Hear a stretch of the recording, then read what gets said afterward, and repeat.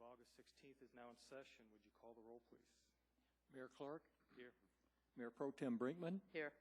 Councilwoman Cole? Here. Councilman Cernanek? Present. Councilman Taylor? Present. Councilman Stallman? Here. Councilman Trujillo? Here. You all rise with me for the Pledge of Allegiance.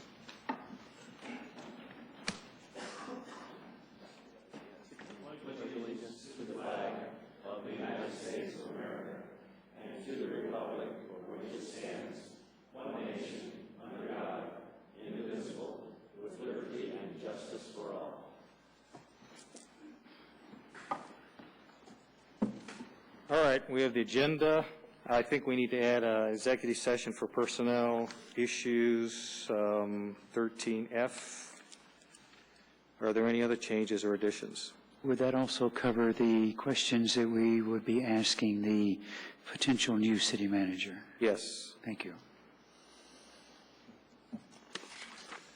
Any other changes? All right, then the agenda is approved as amended. Minutes from the special meeting of July 26th. I have a couple of changes. In council, I might just explain, Wendy's on vacation and Rochelle Work, our deputy clerk, had a family emergency, so you're just left with me tonight. So I'll do the best I can. We won't see your shorthand, Jim. Go ahead. Okay, on page 1, line 27, at the end of that line, I would like to insert, council expressed its preference for the Housing Authority to focus on rehabilitating current homes rather than replacing homes with multifamily housing. I think that's what we said at that meeting. So, anything else? page 2, line 52, if Councilmember Cernanek is okay with this, to add to the first sentence, because his wife is an applicant. I believe you said that, and said. I'm fine with that. Thank you. I thought it's because he didn't have any taste, but I guess. No appreciation for arts. Any other changes? No. Okay. And those minutes are approved with those changes. Minutes for August 2nd. Additions, corrections? Then those are approved as submitted.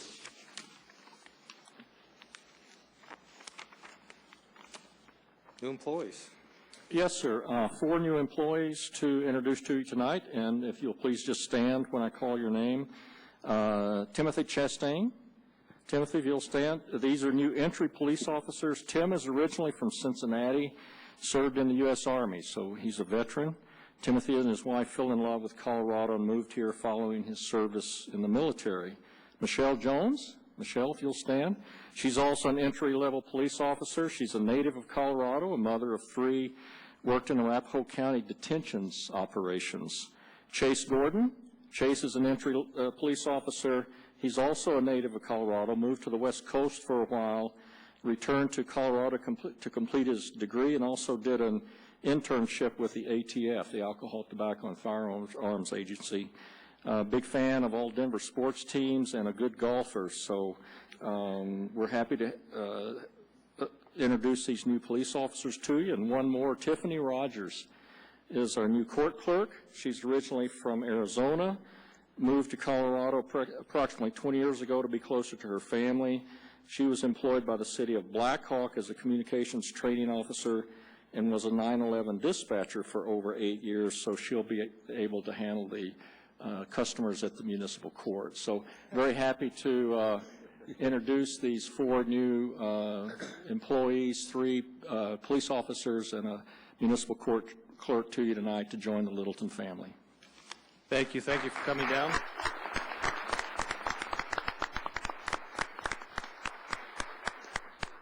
Welcome to Littleton. As exciting as the meeting is going to be, you don't have to stay for the whole thing, but you may want to stay for the very next item, which is Chief Kevin Palata. Am I saying that correct? Presentation of a commendation. Watch your step. That is tricky. Good evening, Mayor, members of City Council. Kevin Paletta, Police Chief, City of Lakewood. It's my distinct pleasure to recognize Littleton Police Detective Steve Zarate tonight. On June 9th, 2011, Detective Zarate was interviewing employees at the Easy Pawn shop located at 5201 West Colfax in Lakewood. He was investigating leads from a case in Littleton. While Detective Zarate was inside the store, a suspect assaulted and robbed an at-risk woman on the sidewalk in front of the business. According to witnesses, the suspect tried to take the woman's purse and then pushed her to the ground, dragging her along the sidewalk. When the victim was freed from his grasp, the suspect fled the scene. A citizen who witnessed the robbery ran into Easy Pawn, alerting the clerks to call 911. Without hesitation, Detective Zarate left the store to render assistance. When another witness pointed to the purse snatcher, Detective Zarate immediately gave chase, despite the fact the suspect had a full one-block lead. Detective Zarate quickly caught up to the suspect and identified himself as a police officer while drawing his service weapon. The suspect hesitated to stop, but eventually chose to comply with Detective Zarate's commands. Detective Zarate took the suspect into custody without further incident. Detective Zarate, on behalf of the victim of this crime, the Lakewood community, and the members of the Lakewood Police Department, I would like to pass along our appreciation for your decisive actions, your professionalism, and your courage. Without your quick response, it is likely the suspects would have evaded detection. Given the gravity of the crime and the fact that the victim in this case was an at-risk adult, it lends an even greater significance to this arrest. Therefore, it is my great pleasure to personally commend you and present you with the Lakewood Police Department Chief's Commendation, and I thank you.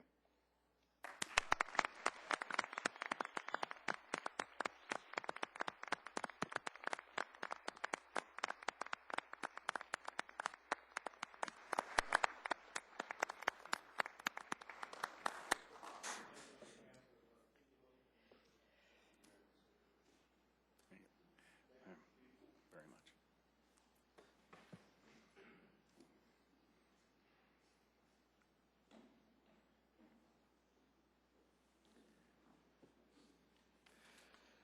All right, now we're going to go back to the guest citizens.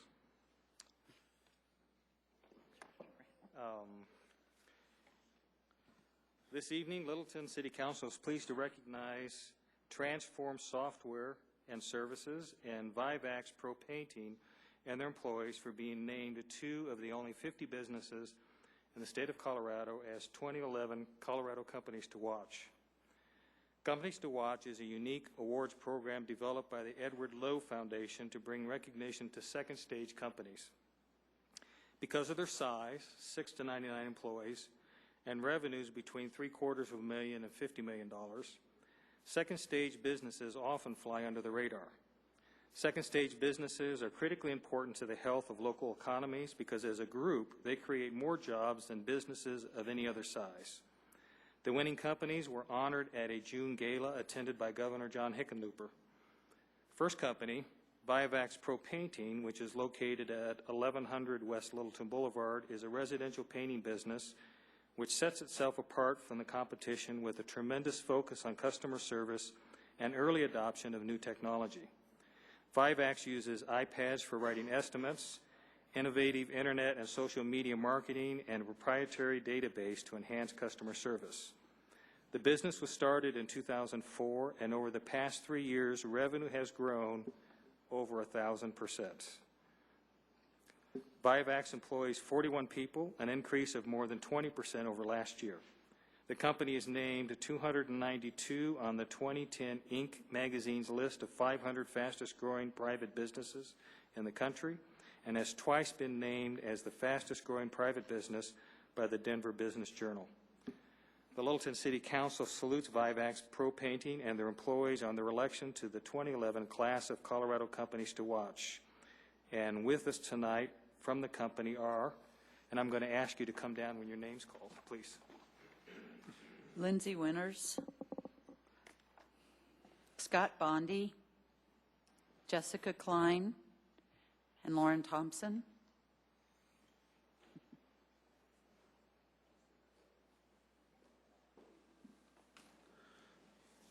Look pretty for the cameras. It's being streamed. So,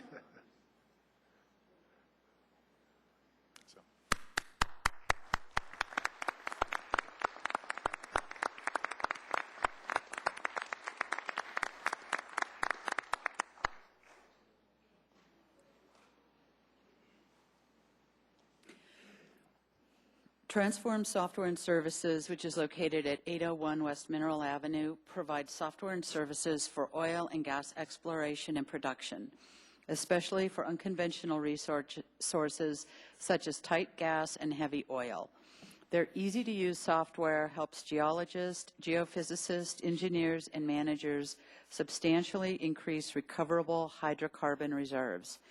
Founded in 2004, and used by large and small companies throughout the world, Transform has established a reputation for making innovative solutions to unique problems quickly available.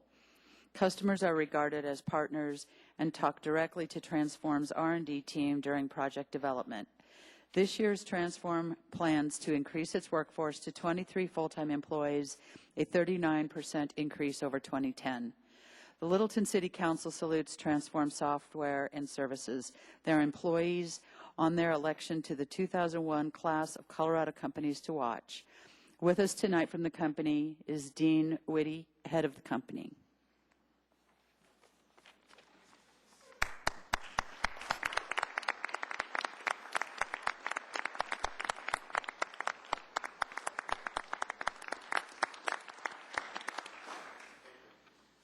and Dean's other significant contribution is at one time he was my son's soccer coach. A Renaissance man.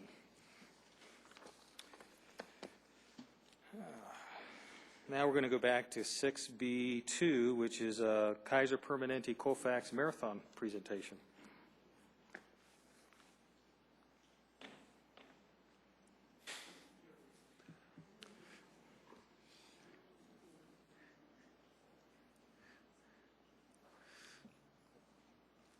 Thank you, Mayor Clark and City Council members. Congratulations to the City of Littleton.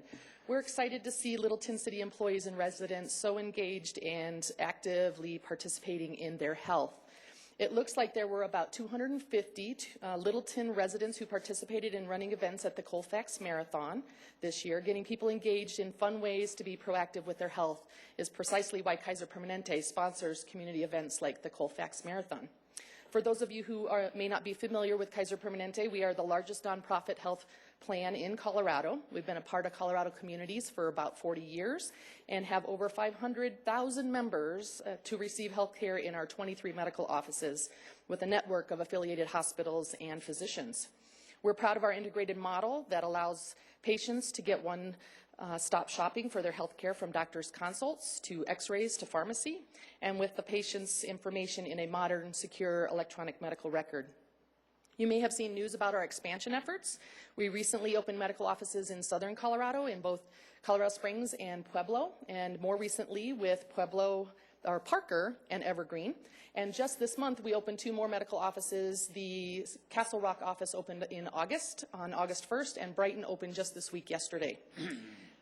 At KP, Kaiser Permanente, we always try to invest and be involved in all the communities where we do our business. And as you may know, we have 2 medical offices located in the Littleton area. We have the medical office located on South Wadsworth, the Southwest Medical Office, as well as Ken Carroll Medical Office. I am the medical office administrator at both of those facilities. My name is Rita Williams. Did we talk about that? In addition to providing health care to many Littleton residents, we have about 35,000 in just those 2 facilities alone. We invest in Littleton communities by supporting community programs like the Littleton Stride, which is a fundraising event for Littleton Public Schools. We support the community programs like Community Shared Garden in the Chatfield location for the Denver Botanic Gardens, and provide care to the underserved in our communities, including seeing new Medicaid patients and the Child Health Plan Plus, or CHIP patients, and offer a low-cost health care coverage plan for the underserved. I'm pleased to present at Littleton City Council because the City of Littleton had a winning team in the Municipal Cup division of the Colfax Marathon. For those of you not familiar with the Municipal Cup, I'll give you a brief description. The Municipal Cup is a division of the marathon relay meant to encourage participation among municipality employees across Colorado.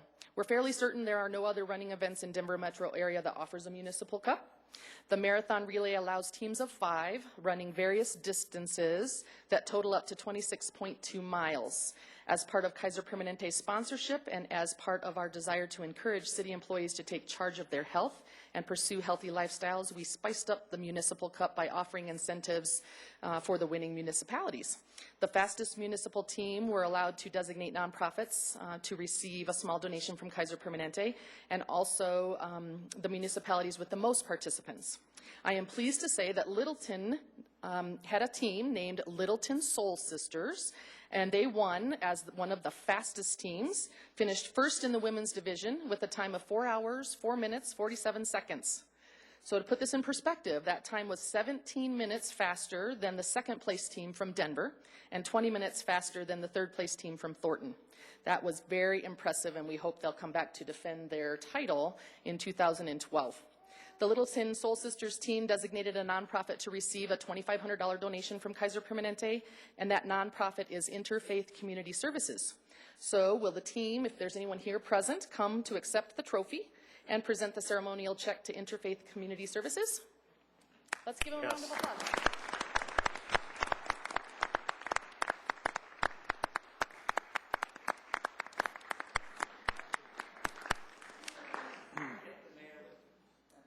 Also, while she's doing that, I just want to say I served as a race director.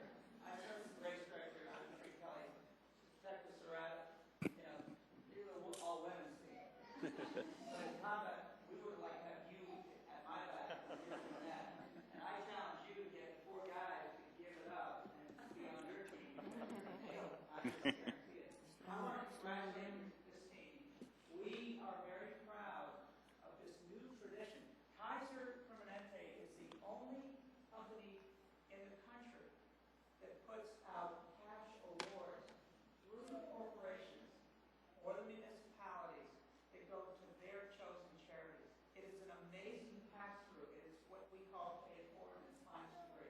I want to congratulate you, ladies. Congratulations.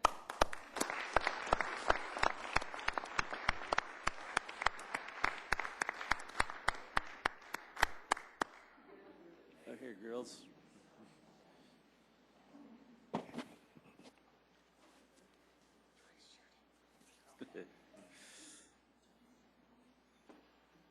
I see the mayor's trying to be part of that team. It's not going to work.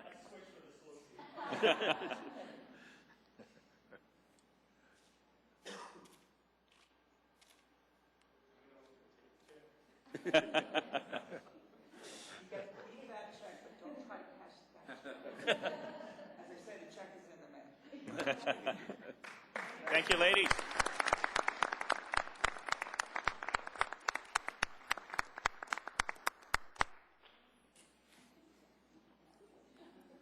Guard that carefully. Littleton did host 2 teams, the fast team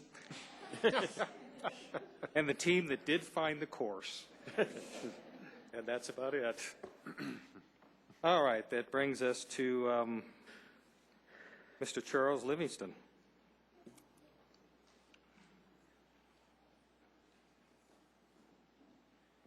Pull that mic up and introduce yourself.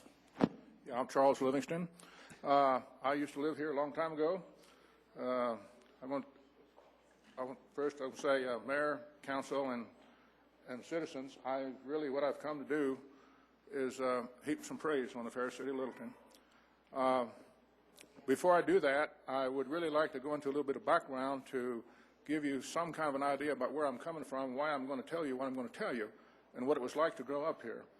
I was born in 1936, and when I came home from the hospital as an infant, we lived on a farm out on Plum Creek, pretty close to, just a little bit east of where Chatfield Dam is now.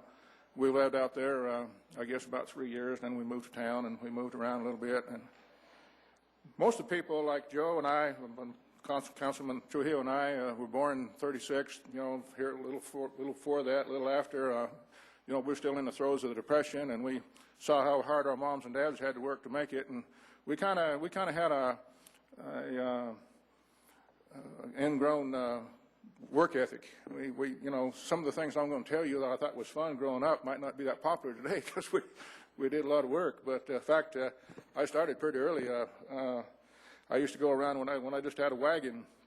I don't know how old that was, and I gathered newspapers all over the neighborhoods and would split them and bring them down and sell them to the Red Comet. There was a fire extinguisher outfit that used to have a place right on the corner of Harrison and Main Street, and you have to split them and you get a penny a pound, and I thought that was pretty cool. We started, Joe and I started kindergarten in 1941, and we went to the old red brick schoolhouse. It's where the college is now, and that was quite an experience. I remember our first grade teacher was a gal named Bertha Booth. You will remember her. She was the same teacher my dad had for first grade. And when I was about that same age, we started 5 actually in kindergarten. My dad thought it was time for me to learn how to swim. He took me up to the Highline Canal, where it crosses County Line Road. I guess you call it 470 now, and he threw me in. And I had kind of an instinct for dog paddling, and you do what you have to do, and I liked it. I got over the edge, and I said, let's try it again. Things went on, and I remember when I was in about 8, I was selling papers, Littleton Independent. We used to go down to the Littleton Independent office, and we'd buy papers for a nickel and sell them for a dime, 100% profit. And we'd go up and down Main Street hollering, Littleton Independent, and people would buy it. That was cool. And I went up to the courthouse, the old courthouse, and was selling up there one day, and I sold some at the courthouse, and then I walked over to the jail, which is where the sheriff was, Chuck Foster. And I stuck my head in the door there, and I said, independent, and he grabbed a hold of me, and he said, I wish the hell I was independent, and he threw me in a cell and locked the door. And, of course, I knew him. He grew up with my mom and dad. I knew he was just kidding. It wasn't any big deal. And then also about 8 years old, I started playing the clarinet, and on Saturdays, I would walk up to Littleton Broadway and get on the bus and go to Englewood, get on a streetcar and go another 10, 12 miles, and then get off and walk 6 blocks to the Charles E. Wells Movie Company, take my lesson, and come back and stop on the way back and go to a Crystal and get me a hamburger and a malt. I thought that was pretty cool. 8 years old, you could still do this. It was completely safe, no big deal. But the big change in my life started when I was about 10. I had a couple of things that happened then. Started water skiing. We had a friend that was the town welder then, Pete Peterson. He bought a boat, and we used to go out here to Johnson Lake on Bulls Avenue, and I got up the first time I ever tried it, and I just loved it, and I've done it most of my life. When I was in high school, I built some water skis in the shop and used them through college and beyond, and just had a great time. But the big thing that really affected my life when I was 10 years old was that even though I was a city kid, I just had an agricultural bent that wouldn't be denied, and I pestered my dad until he agreed to buy me a Hereford calf so I could be in 4-H. And there was a guy that lived across the street from us that had about 60, 70 acres beyond him from High Street almost to Bellevue, and it's down in an area that he let my dad and I build a corral and a barn down there. And it's in an area that's on the Littleton map now called Slaughterhouse Gulch. I don't know where that came from. I don't think there's ever been a slaughterhouse anywhere near there. But so anyway, we went to 4-H meetings, and it was just so much fun for me. And we had the county fair back then. I would lead my calf up to the fairgrounds and show him up there and stay up there 2 or 3 days, never come home, and sleep with him. And we'd go to the rodeo every afternoon, in the evening, and it was just fun. And then in December, my calf was getting up to about 1,000, 1,200 pounds, and we'd take him to the stock show. And the Bradburys, I'm sure many of you know, farming and ranching family, they had a boy that I grew up with who also raised Hereford cattle, and they would come get me in their big truck, and we'd go down to the stockyards, and you would show them down there, and then you'd lead them down to the stockyards and sell them, and then you'd come home and buy another one and start all over again. And when I was about 12, I talked my mom and dad into taking Tommy Bradbury and me up to a place just off of Platte River near Deckers. You can go to a place called Lost Park. There's a dead-end road, nothing up there but a dude ranch. And we spent a week up there by ourselves, 12 years old, fishing and just having more fun. There's a place where, this is Goose Creek, go see, that goes under a mountain there, and we let our lines go down. We caught some real funky-looking fish that stayed under there a lot. And we saw a lion one day when we were out there and kind of got spooked when we were sitting around the campfire that night. But this is the sort of thing we did. It was just growing up, just having a lot of fun. And when I was about 14, I started buying cows. And that was a big part of my life. I ended up buying 6 of them. And then when they had their calves, I had a big herd of 12. But it was just a lot of fun. I just want to tell you a little about what it was like to grow up. I had a horse. I had a friend of mine, Joey Akers, that lived not too far from me. He and I sometimes would go up Platte Canyon Road, and we'd go almost up to the mouth of Deer Creek Canyon. And so anyway, it was just a lot of fun. I just want to tell you a little bit about what it was like to grow up in this time. From the time I was 10, my dad told me that buying the calf, I would have to feed it and buy everything myself. So from the time I was 10, I worked pretty much full time in the summer times and on farms and ranches, and I had a ball. It was you got to drive trucks and tractors at a young age, and it was just real neat. Well, that's just what I want to tell you a little bit about what it was like growing up. Now, what I really came to tell you, and I want to tell you this first to tell you so you have an idea why I'm going to tell you what I'm going to tell you. In 2006, I lost my sister to cancer. She was 4 years behind me. Joe and I graduated in 1954. She graduated in 1958. And she was in a cancer hospital in Buffalo, New York. And she was in there for a year. She had 12 major operations, and she never made it out. But the whole year that she was in the hospital, I would call a gal that was in her class, a lady named Sharon Van Sickle Grieve. Sharon and her husband Don live over in Durango. In fact, I knew the family. Her older sister was in my class. And so anyway, it turns out that Sharon was kind of the information guru for this class. They had 165 in their class. And I would call her once every week or 2 weeks and give her a lowdown on my sister's condition. And she would in turn email the whole class, 165 of them, wherever they were, all over the country. Some of them were here in Littleton, some of them were on the East Coast. They were every place. And they sent cards and letters to my sister that made such a difference in her life that last year. When I went to visit her in Buffalo, New York, her whole hospital room was plastered with these cards and letters, and it was just a neat thing. Well, like I said, her class was 1958, so in 2008, my wife and I flew to here so I could address the class and thank them address them during their one of their shindigs for their 50th high school reunion. And I thought it was pretty neat. This is something that needed to be done, to address the class and thank them for what they did. Well, when we did this, my wife and I flew to Denver and do like we usually do. We flew to the airport. We got a rental car. We made our way to Highway 25 South, and we went to Bellevue, and we turned west on Bellevue, and we went west till we hit Windermere, and we turned south on Windermere. We hit Littleton Boulevard. We turned west on Littleton Boulevard. We went down the hill past the old courthouse, went over City Ditch, and we were crossing the railroad tracks when I realized that I was doing something automatically without even thinking about it that I'd probably been doing a number of times. I've been coming back here over the years. I found myself expanding my chest and sucking in my gut and thinking how proud I am to be from Littleton.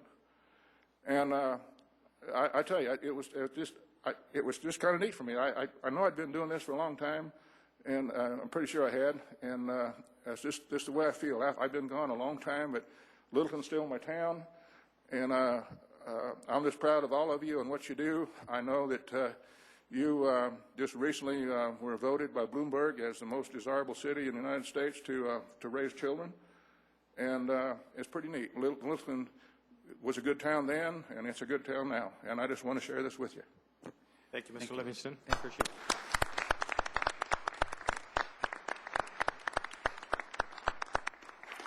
And Charles, welcome home for the visit. Pam Chadburn?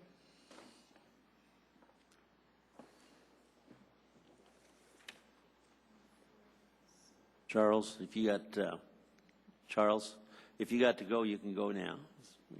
Yeah, I know you had to get out. So Jim, are you in charge of the clipper that'll let me project?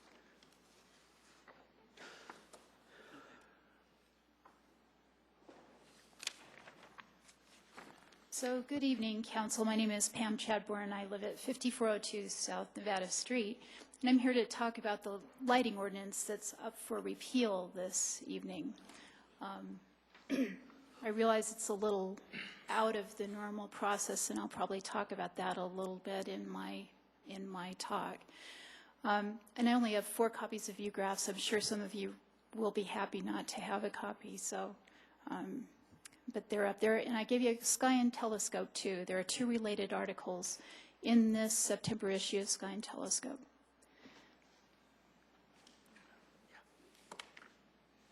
So in my agenda, from the beginning, I'd like to make sure everybody understands what I'm asking for. I'd like you to vote against the repeal of the current Title 10, Chapter 15 lighting ordinance. Instead, I'd like you to direct the staff and consultants to resume and complete the 2009-2010 staff-led process to revise and update the lighting ordinance. So I've got a page of problem statements, some background, common sense arguments against repeal, disadvantages of the proposed replacement code, and then advantages of updating the current code, and a summary.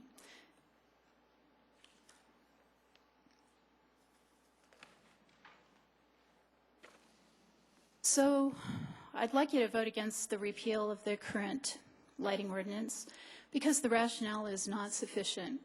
Also, the suggested replacement ordinance creates serious problems.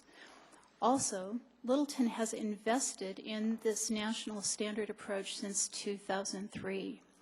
Repeal of that standard now, just as that standard is finalized, goes against the national trend, and it will block a rare opportunity for Littleton to take advantage of new technologies and standards right at the beginning. And it will place, if this is repealed, we will, I think, become increasingly below average as a city, and we'll be at an unnecessary disadvantage. There's no good reason to do this.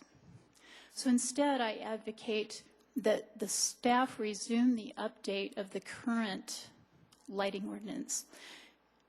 I think it's easier, cheaper, and smarter to fix what we have and to use validated national standards instead of destroying and reinventing the ordinance. So just to mention this, our original 2003 ordinance was based on a version of the model lighting ordinance. It's something that was developed by the Illuminating Engineering Society, which is the technical society for lighting in North America, and also the International Dark Sky Association. The final product is represents almost a decade of work by thousands of lighting and government professionals, and there were 2 formal cycles of draft, review, and revision. Plus, we should incorporate lessons learned from the first 8 years of the existing ordinance. It's invaluable to have an implementation and then experience and then incorporate that. Nothing replaces that, and if you start it over, you're going to have another relearning process. Also, I think that the objections that were voiced about that ordinance are easily overcome, easily fixed. And one of the things that could be done is to add applicability and descriptive outcome statements to each section to add quick understanding of the text.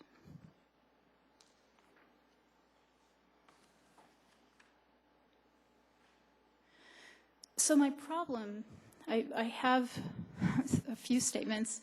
This is a major change to the city code with broad impact, but the rationale is limited, it's incomplete, it's unquantified, and I find it ultimately insufficient. The integrated overall costs of the change are not provided. Cost and onerous burdens were mentioned, but they don't seem to include life cycle savings, much less associated negative cost risks to safety and liability.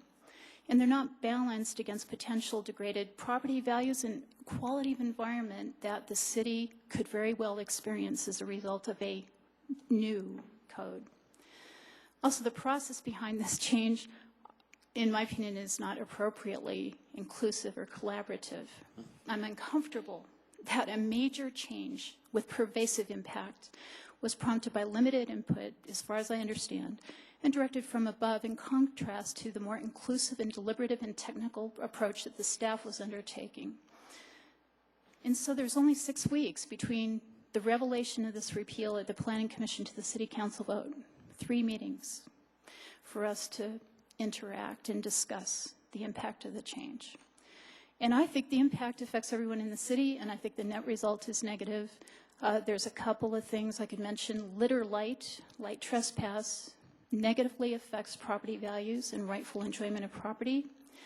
And there's growing evidence and pressure to recognize litter light as causes of cancer and sleep loss, and one of the articles in the Sky and Telescope addresses that.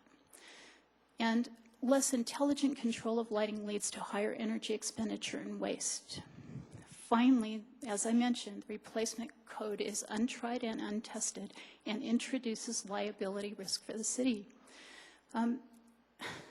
In the replacement code, it's up to an offended party to complain about it, and I think that that means that violations won't be enforced. And the cheapest time to incorporate design standards is prior to construction. That's why the current ordinance is the way it is. Also, lighting designed to nationally recognized standards is a legitimate cost of doing business. It's totally appropriate for a business to spend money on good lighting.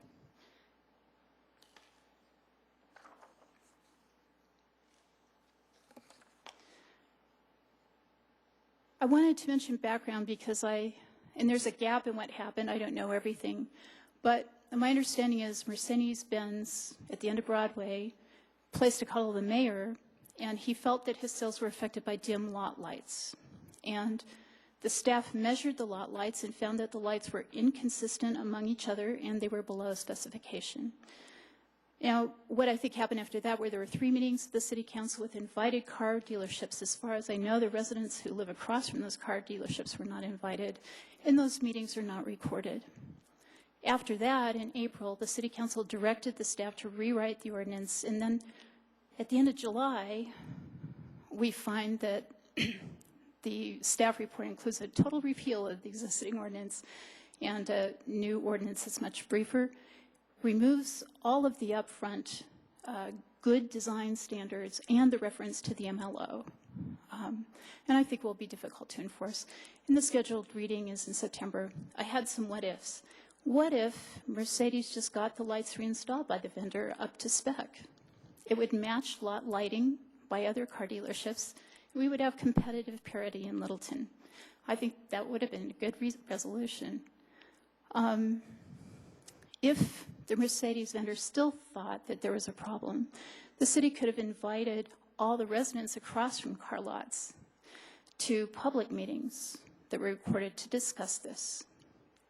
If there was still a problem, I think a very good basic way to handle that is by waiver. And that didn't happen. But it's a what if. I think it could have.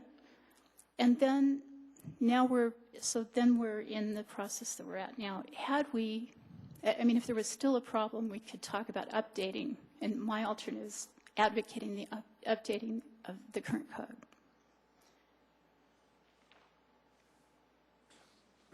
So my common sense statements against the repeal is that the rationale is incomplete and unbalanced. The residents were consulted. And market forces and location are the real problem for Littleton car dealers. Changing the lighting ordinance isn't going to make a difference to their viability. You know, since most of those guys went there, there's a ton more car dealerships out on Wadsworth and Kipling. And if you could take your kids out to I-25 or out on Wadsworth or Kipling, there's shopping centers. You can drop them off and go shopping for your car. Instead, on Broadway, we have a lot of traffic. We don't have other alternatives. It's a difficult place to get to, and to me, that's the real problem for the Littleton car dealers. In addition, car dealerships use brightness of lighting as an advertisement, and it is a no-win spiral. It will just continue to escalate unless it's best handed by an even-handed, well-founded lighting standard that applies equally to all businesses in the city. Also, the rationale is incorrect. Complexity is actually an appropriate engineering specification. You've got to give engineers a spec. And it's exactly what lighting designers and implementers need, and it's validated by the IES process. And the complexity, so-called in the MLO, has been vetted by the IES for this past decade. And I don't think the onerous part of this is at least obvious to me. So, also, the rationale does not include the high-level outcome on the city as a whole. Quality of life, property values, positives from differentiating from other Denver satellite cities, overall business and aesthetic impact, and others. And this is a major opportunity for Littleton to benefit. Other Denver satellite cities, their lighting is set. But Littleton, we can use next-generation lighting now during development. I urge you not to lose this opportunity. And also, if I were a business that had complied during the last 8 years, or a residence, I would be not happy with this. And it doesn't make sense to me that for 8 years compliance was possible and now suddenly it's not. Finally, shouldn't major changes to code that affect everyone take more time for gathering all inputs and for discussion? Thank you, Pam. Oh, am I out of time? Yeah. Okay. So you've got the rest of the handout, and again, I urge you to vote against the repeal and for an update to the current code, incorporating the current MLO. Okay. Mr. Woods, I'll give you a copy of this so that you can make a copy for the rest of council and for the planning staff. Yes, sir.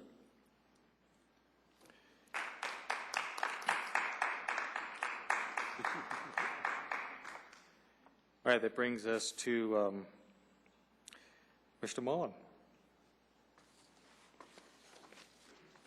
A report concerning trail mark response times.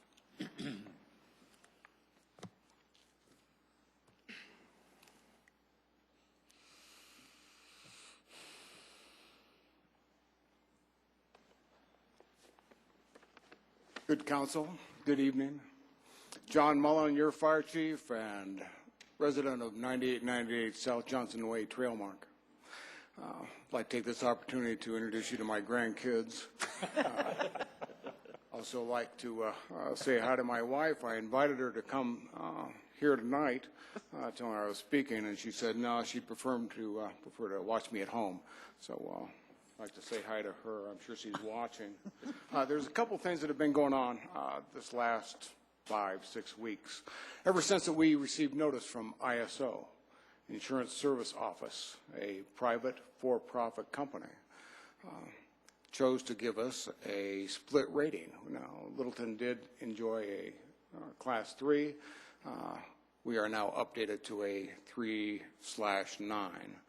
And of course, the 9 is a result of some of our residents not being within 5 road miles of a fire station. So, of course, that started quite a bit of study, quite a bit of discussion here. A couple of things I'd like to clear up for all of us. One of the terms that came just about 2 weeks ago, and that was substation, a fire substation. Actually, there is no such thing as fire substation. That's law enforcement for an outpost that the police put out. I think it's just a fire station. That's what people are referring to when they talk about creating another one. The other one was how busy is Littleton Fire Rescue? Actually, we're quite busy.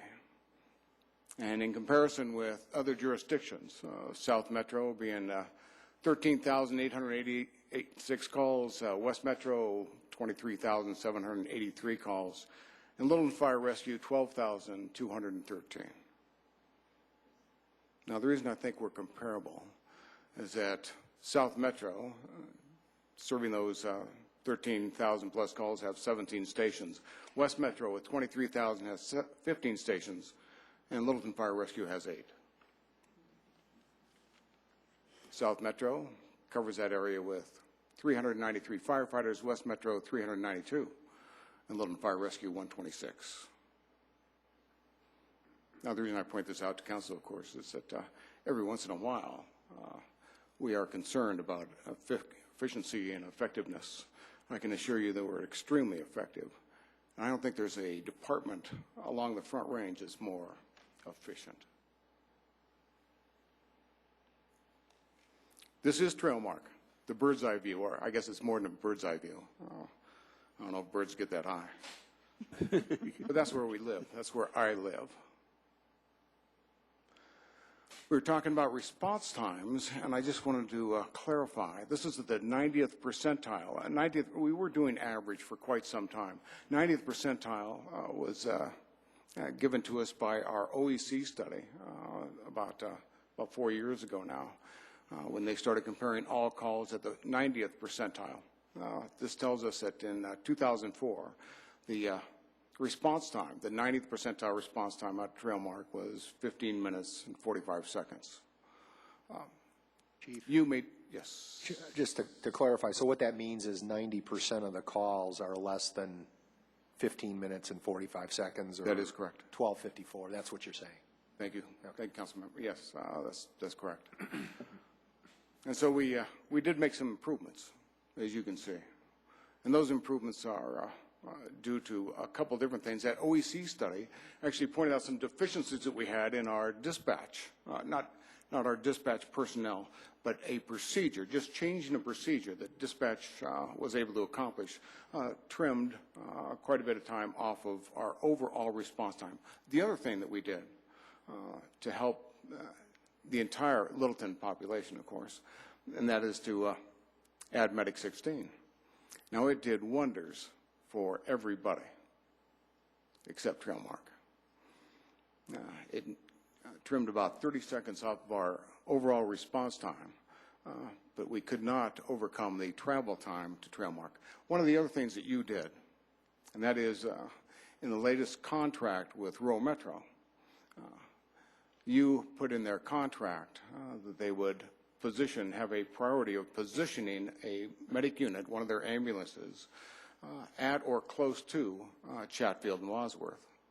I've seen it there. I've witnessed it there. We keep track of their responses from that location. We do monthly reports, meetings with Rural Metro, and they actually do respond from that location whenever possible. It's not all the time, of course, because they have a business to run too, but they do try to position a unit out there.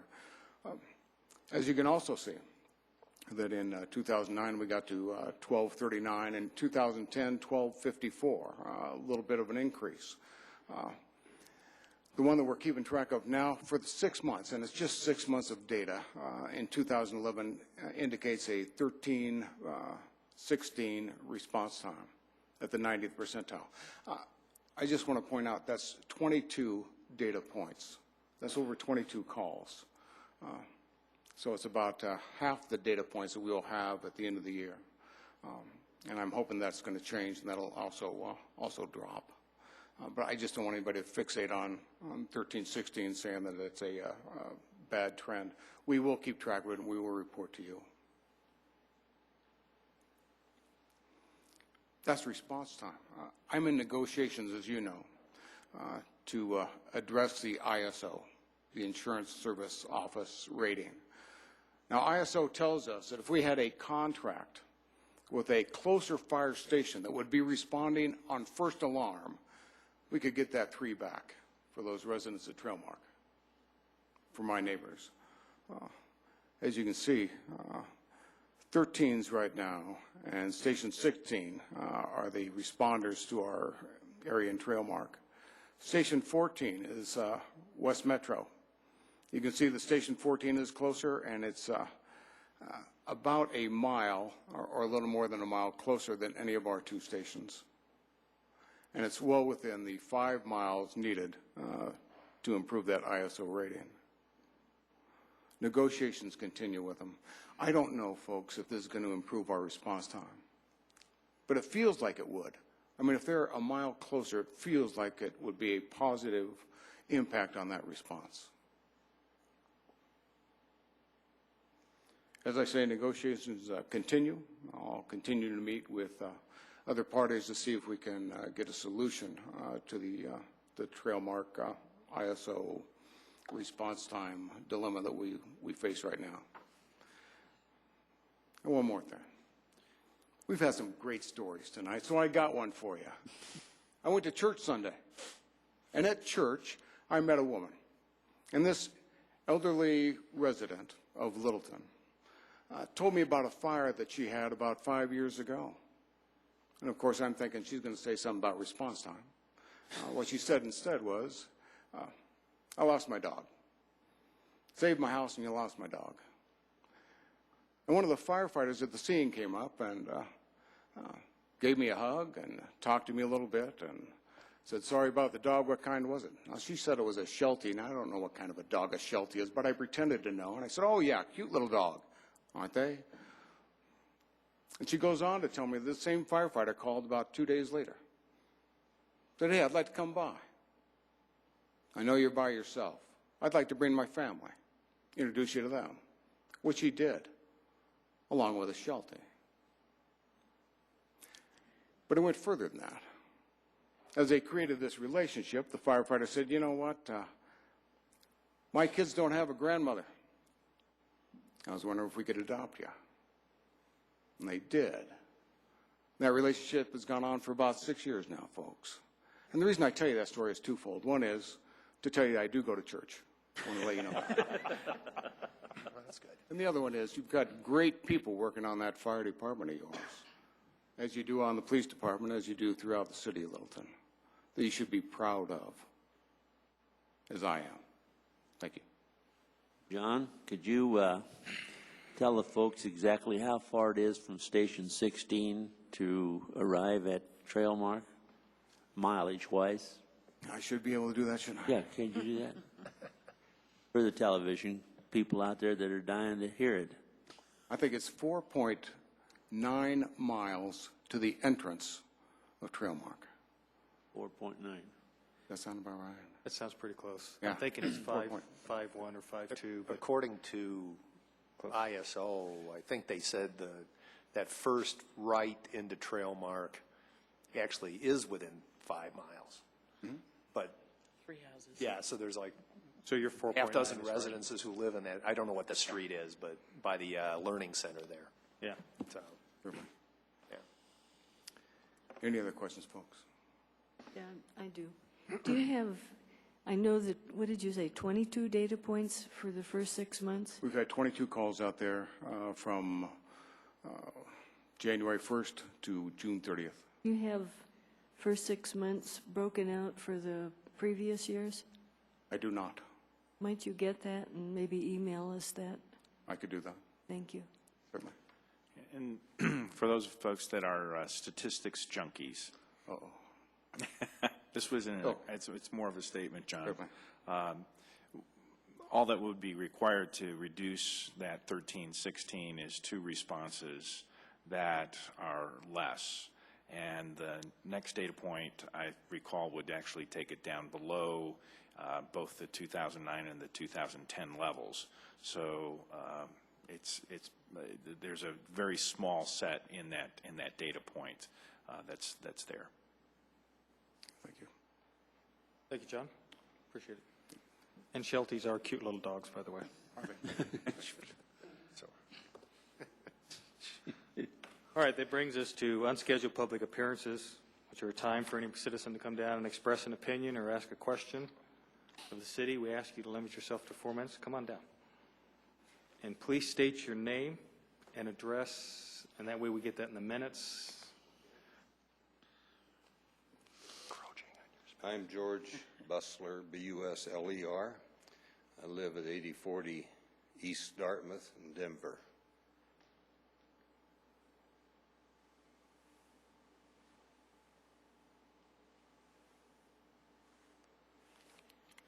So good evening, council members. Lost my badge. I want to know who I am. Good evening, council members for the city of Littleton, administrators, staff, and guests. Excuse me. I'm George Bustler, representative of the Second Wind Foundation. You might ask, what is the Second Wind Foundation? It is a charitable foundation, and we have one goal in mind, and that is the prevention of teenage suicides. This year, a total of 2,400 students have been referred to counseling, and our record is intact. We haven't lost one yet. We have added 8 satellite facilities to accommodate students outside of the metropolitan area. We are continually requested by other metropolitan cities to become an affiliate of the Second Wind Foundation. The challenge is tough for new facilities. We are now required to have a financial audited statement certifying our money that we take in and also the money we disperse. We're also now under the great rules that we show no segregation for sex, race, creed, or any other diversity. We acknowledge and to all faiths, all people. Our social grade tools we do in great consideration, and we're graded on that by the state of Colorado. The foundation is only 10 years old and founded right here in the metropolitan Denver. Denver, because of its alarming amount of teenage suicides at the Green Mountain High School. Last year, a total of 1,864 kids were determined with suicide tendencies. To date, 2,435 kids have been also determined. Second Wind has provided counseling for all of these students, or all these teenagers. Our goal is prevention. 600 were treated last year, and we estimate the need to treat 6,000 students. Our record stands for answering the challenge, and to date, we have not lost one person, one student, or one teenager. Teenage suicides is still a national problem. And Colorado ranks 6th in the nation for teenage suicides. The statistics are that 7 out of 100,000 teenagers between the age of 15 and 19 will commit suicide. Our association, our foundation, has treated kids as low as 10 years old. The loss of a productive life is high in cost to those associated with death. Second Wind has 90 or so counselors available for service at any given time. It is estimated that approximately, as I said before, 6,000 are in need of counseling. Second Wind serves the future of your community. We serve all individuals, families, and all backgrounds. We don't have any charges for our service, and we quite often can provide counseling within 24 hours. No teenager will be on a waiting list. Up to 20 sessions are approved. All therapists are licensed by the state of Colorado and meet the guidelines of Second Wind. How do we do it? We do it by charitable donations and trust giving. $480 will support a teenage in trouble. The monies that Second Wind takes in, 85% goes for the benefit of teenagers. My purpose in being here is to ask for your support in your participation in our 10th annual fundraising event. And that's a walk-run at the Jefferson County Fairgrounds. Next event is September 18th. It's going to be a biggie because of our 10th anniversary. We're going to have 10 local bands participating in the day's events. All this comes free with a lunch, T-shirts, and just a full day of activities that anybody can enjoy. Thank you. Thank you, George. I do have some brochures I can leave. George, you can let me have them. Okay. Let me just add, Council, as you know, here in Littleton, with a very generous grant from Littleton Hospital, we've promoted what we call our Yellow Ribbon Program in the 3 Littleton high schools, but we've been very big admirers of Second Wind and the work that they do up there, and we've always helped, we try to help promote their event every year, and we've had quite a bit of, with our GLYI folks, we've had quite a bit of interaction with the Second Wind people. So we'll be happy to try to promote this. And he's right. We've had some very, just in the past couple of years, we've had some real tragic occurrences in Littleton high schools, and it really is. It is a real tragedy when you see a young person that just is such a hopeless, has that feeling. So you guys do great work, and we'll be happy to help you promote your event. Thank you for being here, George. Thank you. Sir? Hi, everyone. Can you use the microphone, please? Absolutely.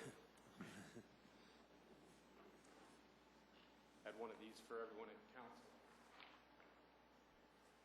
council. Thank you, Andy. Thank you. Thank you. Thank you.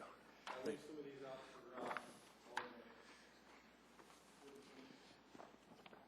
but I just wanted to say hello and basically for Chief Mullen, I wanted to just present a thank you card on behalf of my family. I'm Andy Torowski, 9767 South Holland Street. My home was the one damaged in the fire out Trailmark on June 9th. So I had a couple funny little slides, but I know the evening's getting long. So basically, got some pictures about fire. It's pretty scary stuff. I'm one of these guys that never thought it would happen to me. It can happen to anyone, and I've heard some pretty scary statistics that over the long term, it'll probably happen again at Trailmark as well as other places in Littleton. But I did really want to thank the fire department and the police department and all the responders for that day. It's been a challenging summer, may I say. But I've got a little image of daughter's little thank you note to the chief and really to his team. Let's just say that, because there's lots of folks involved. Everyone in the community has been asking kind of about what's been going on. I've been through a rebuilding process.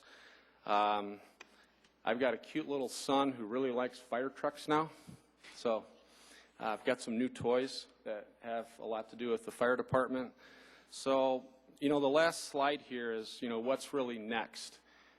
As the chief just, mentioned, there's negotiations. As time goes on, this problem is either going to be fixed or we're going to have to work it out one way or another. So I guess I would like to throw on the table that in the past, at other council meetings, and, it's sort of unrelated, but with this neighborhood, it was initially built to have some public facilities. So whether if we call it a substation, and yes, I'm guilty of calling it a substation, because all the media and whatnot, but whether if it's a fire station out there or whether if it's a fire station with a pool, there's been lots of support for some community activities out there. There's been votes, there's been arguments, there's been, do we spend money? I guess what I'd like to do is that if that's the solution, I would like to float the trial balloon within Trailmark that, there are funds available, and there's a lot of support in the community for a lot of things, and maybe we could think through it, because it could happen to other folks. But I did want to, again, thank the chief and just thank you for a moment. So that's all I have. Yes.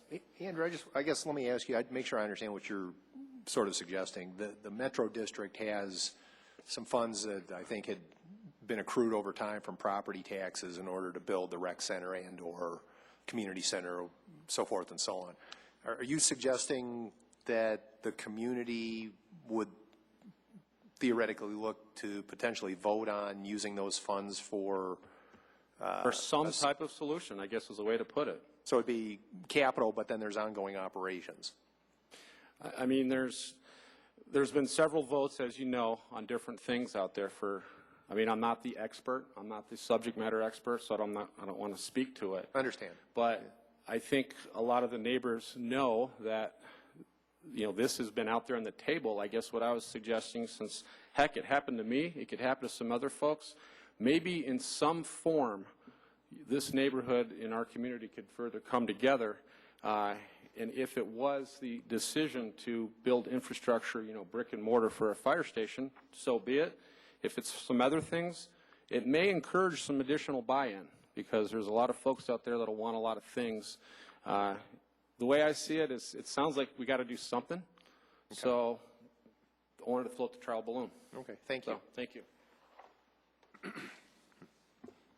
Sir?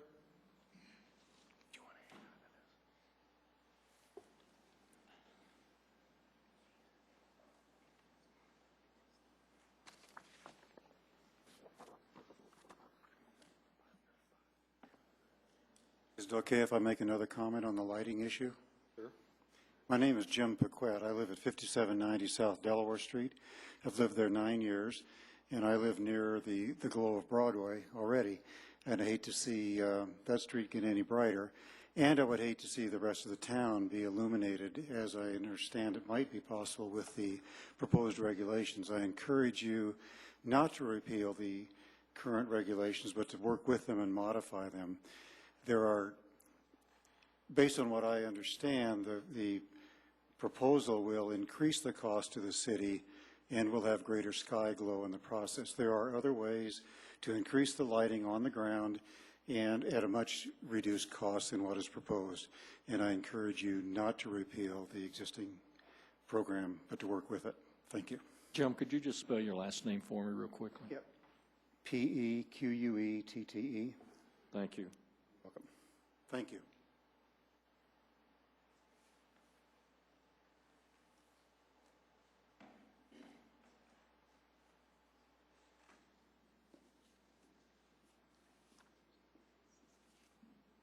Good evening. My name is Edward Peel, P-E-A-L. I live at 10377 West Weaver Avenue in Jeffco. And my concern is the sewer rate bill and the cost to the citizens. I think there's some inequities that you need to get addressed, and I think that they need to be based on water consumption and not just a flat fee.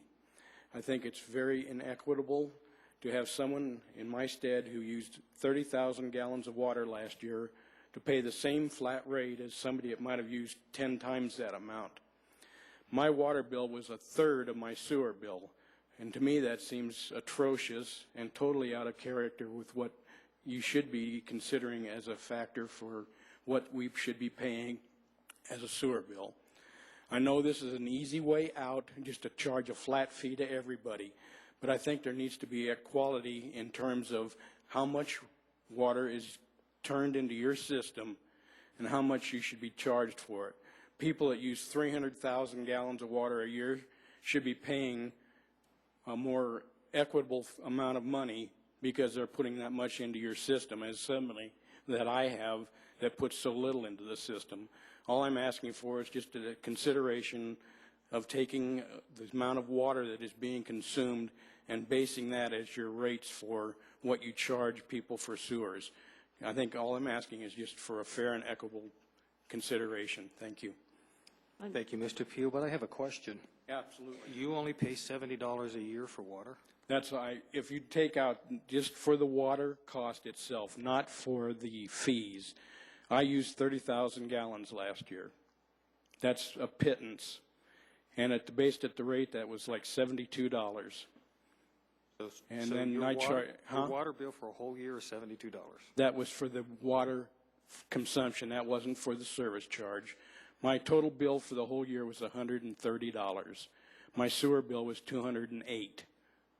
that just doesn't ring true for equity in terms of what we should be paying. Okay. And I think that needs to be addressed. That's all I'm asking. Thank you, sir. Thank you. I do have a question. Absolutely. So the person that used more than you do, how much did you say? I said if somebody used 300,000 gallons of water in a year. So that's and just a hypothetical person? Yeah, I'm taking a neighbor that lives next door to me that has 4 children. And they pay the same amount for their sewer as I do, and they use 10 times as much water. Now, I'm just saying that that's not equitable. Well, part of what I'm not meaning to be sassy with you, but are they using more water outdoors, or is this? They don't use any water outdoors. So this is all in the house? Internal water? consumption. Gee willikers.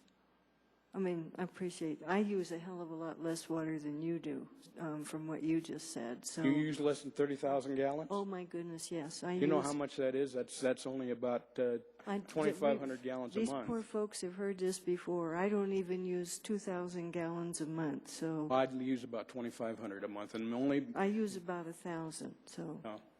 So what I'm saying is then you can understand where I'm coming from. Yeah. You're paying an awful lot for sewer, more than you are for your water. Yeah. And that's just not equitable, or is it right or fair?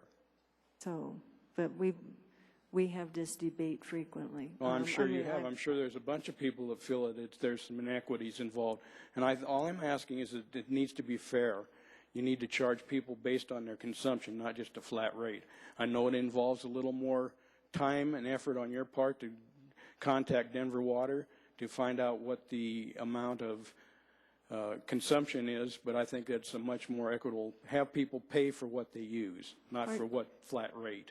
But just so you know, not everybody in Littleton gets their water from Denver Water, and some people have wells, so it is a little more complicated. Well, I can appreciate what you're saying, but there's got to be a more equitable way of doing it than just a flat rate where somebody uses 10 times as much water, pays the same flat rate. That's all I'm saying. Equity is all I want. Thank you. Mr. Peel. Appreciate it. We'll do lighting, and then we'll do trail mark.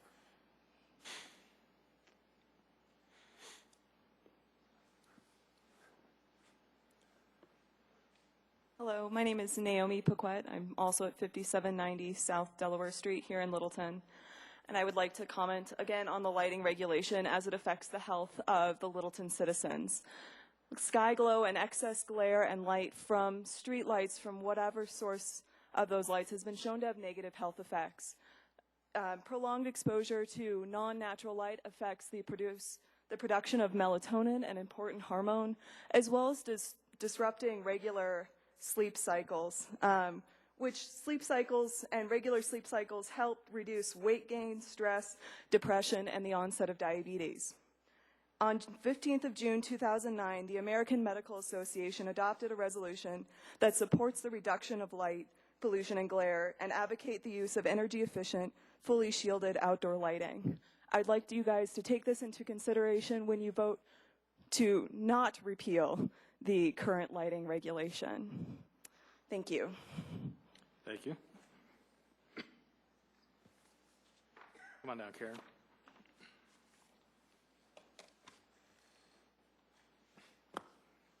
Thank you. Good evening. I'm Karen Millspaugh, and I'm part of Trailmark Neighborhood. And I have a couple of questions for Chief Mullen and also for the council. Chief Mullen, do you have any idea as to when we may have those negotiations? Do you have a goal or a set date as to when? Because September's coming pretty quickly. Any idea? No, ma'am, I don't. Okay. All right. I'm wondering about that, and I'm getting a little bit nervous about it for some of the neighbors. And I know you guys know, and you're under the gun as well. My second question is that I know we can do numbers, and I'm not a numbers person, but the idea being that 13 minutes or 12 minutes is still not what, in the organizational study that was done by Littleton, is still not what it should be for Trailmark if we're looking at maybe an 8-minute goal or a 6-minute goal or a 7-minute goal. But in the organizational study, we were deemed suburban, and supposedly our time should have been about 8:45. So I'm still a little bit uneasy about a 12 or a 13-minute response time. Secondly, I am wondering about some sort of a study that you could do or you've already done, and I'm not sure if that's something that you could do. And that would be to figure out just exactly strategically where you could put stations that would be closer to Trailmark that might make it a little bit easier for those responses to come down. And then the last one would be is that I happen to go onto the internet again, and you know you can find almost anything on the internet, but I looked up standard of coverage because I was wondering just exactly what that would be, and noticed that Tucson had done a standard of coverage study, and their idea was to figure out how they could get more efficient and get more less risk taken to the general population. And their idea was they had a goal, and they wanted to set that. And I'm hoping that our city council will actually set the goal to come up with something that would be a lot better response time. And 5 minutes in between the 13 or the 12, if we get it to 6 or 7 or 8 minutes, I'm going to feel a lot happier.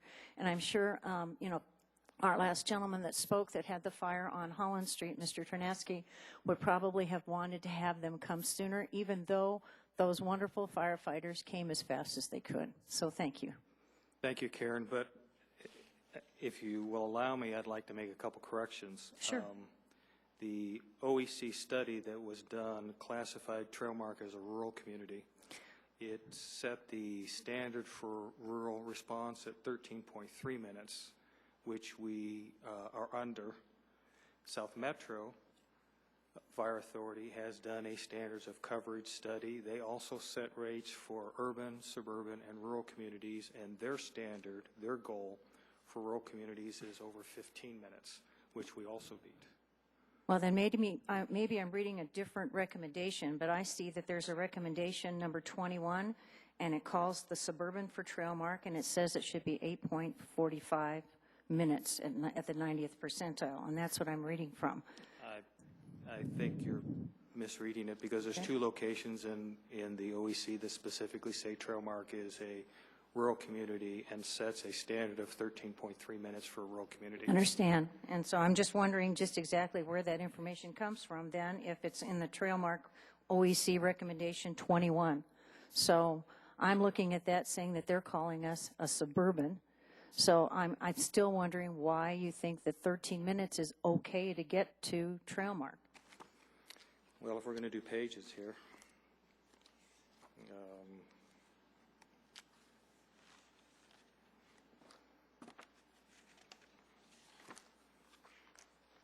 and you guys are the experts. I'm just the one trying to read the information. So.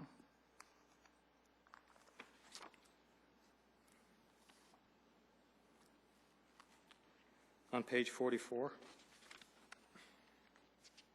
it lists the recommended response times for urban, suburban, and rural communities, and that lists at 13.3 minutes for rural communities.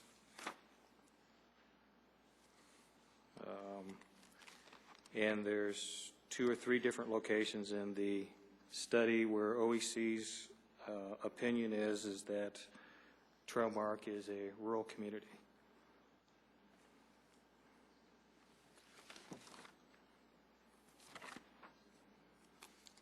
So, is there anybody else? Yes, ma'am.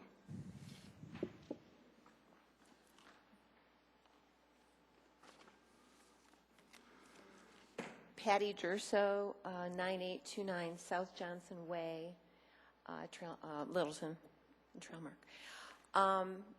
Just 2 comments. The first one being, while response times are important to all of us who live in Trailmark, I just wanted to, reiterate that ISO rating is also like at the top of our brains. And, last meeting, you guys mentioned about the negotiations and so on. And I know Chief Mullen is working on that as well, but just want to say that September is so right around the corner, and it's going to start hitting us really, really bad. But I guess I don't want to get hung up on just response times. That ISO rating situation is, equally in the forefront of all of our minds. And then the second, it's a question. It has to do with rural versus suburban. Who determines that, and what is the criteria? There is actually some criteria that's based on population density, and it's based on location both. That criteria comes from an accreditation organization that accredits fire departments. That's also listed in the OEC study, which is part of the criteria that OEC used to designate Trailmark as rural. And it's in a recognition that it's basically impossible to provide the same level of service to all areas of a community regardless of how far they are, which is the same recognition that South Metro Fire Authority uses, because they also classify their fire service area into 3 different categories, that same urban, suburban, and rural. That must mean they have some type of categorical, information that specifically says this is their definition of a city, this is the definition of suburban. Yes, ma'am. And that type of thing. So I could probably find that somewhere. Yes, ma'am. Okay, great. Thank you. That's Appreciate it. Anyone else? Oh, Jim.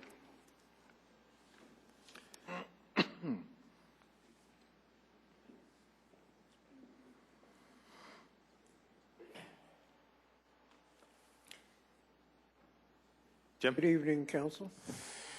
My name is Jim Dubose, and I live in District 4. I listened with interest as Pam Chadbourne presented her information on the lighting. I'd had an opportunity to read this presentation before. I read it very carefully. She's only suggesting that instead of completely revamping that ordinance, that you update it. And I would urge you to give this a very careful reading before you vote on that, because I think she's done one heck of a good job of researching this, and I think her point is valid. Not that mine is, but hers is. Thank you for that clarification. Jim. Pardon me? Thank you for that clarification. Yeah. All right. Jim, you don't have to stand down there, but I guess to the folks on the lighting ordinance, but we're going to do this on first reading tonight, and then it comes back for a full-blown, real bigger discussion, if you will, in 2 weeks. Hearing. Public hearing is the right phraseology, indeed. I guess, if you please, if you guys are back in 2 weeks, and help us understand sort of, I guess, in more depth the direction you're going. And the reason I say that is the ordinance that's being proposed talks about, for example, all fixtures located, aimed, shielded so as to minimize any stray light trespassing across property boundaries.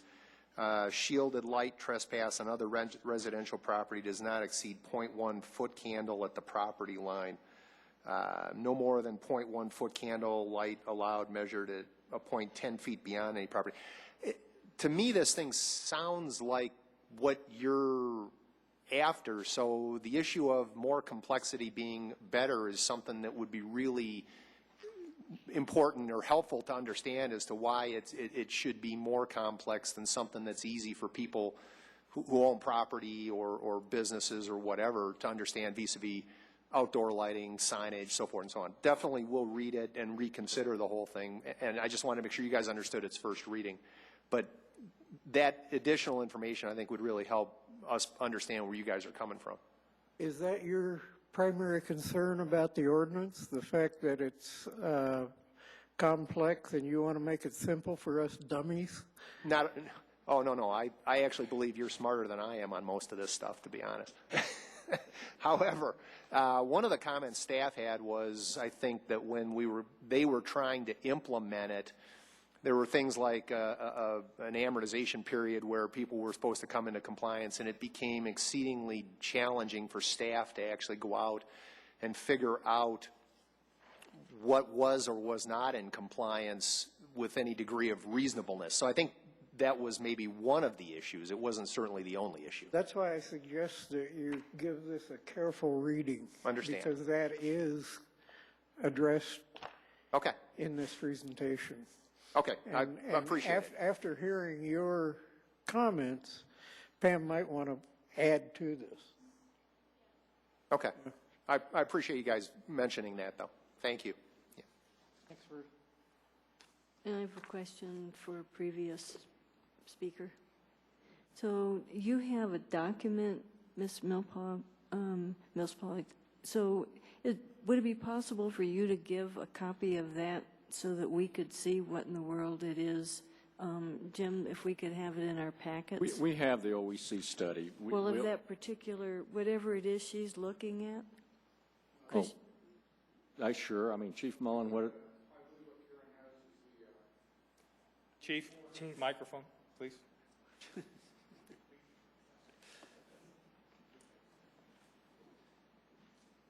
Sorry, but. Council, what Karen is referring to is the efficiency study news.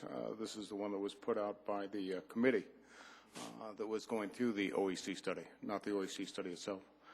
And there does seem to be some conflict between the two, and I can certainly make copies and get it to all of you if you haven't seen this study or the committee's report on this study.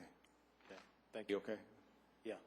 I'll get that to you. And we'll probably have to put it in context for you, Council, because there were recommendations that the committee made that then management did not think was practical. Well, and I remember getting these, but I just wanted to make sure that we had you could see what she was citing. Okay. You wanted to know exactly what the source was. Yes, ma'am. We'll get that to you. Thank you.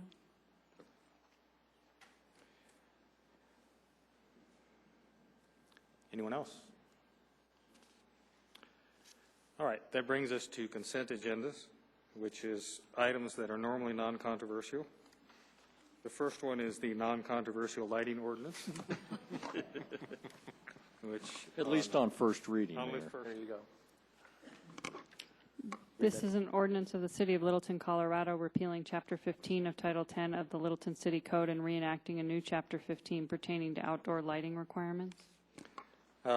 As we've been talking about, this is a ordinance that would repeal the existing sections of our code that deals with lighting and replace them with a simplified version.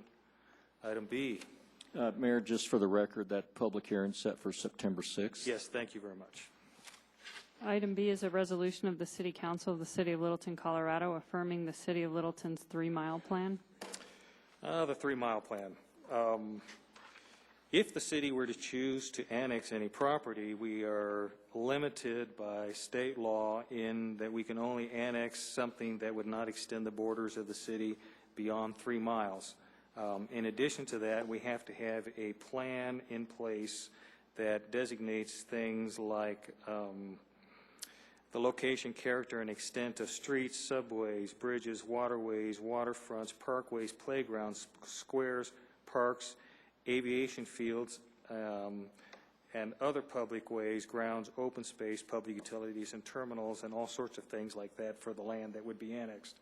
We are reaffirming our existing 3-mile plan with this resolution, which would allow us, if this should ever happen, and the likelihood is pretty remote, to annex property in the future. Item 7C.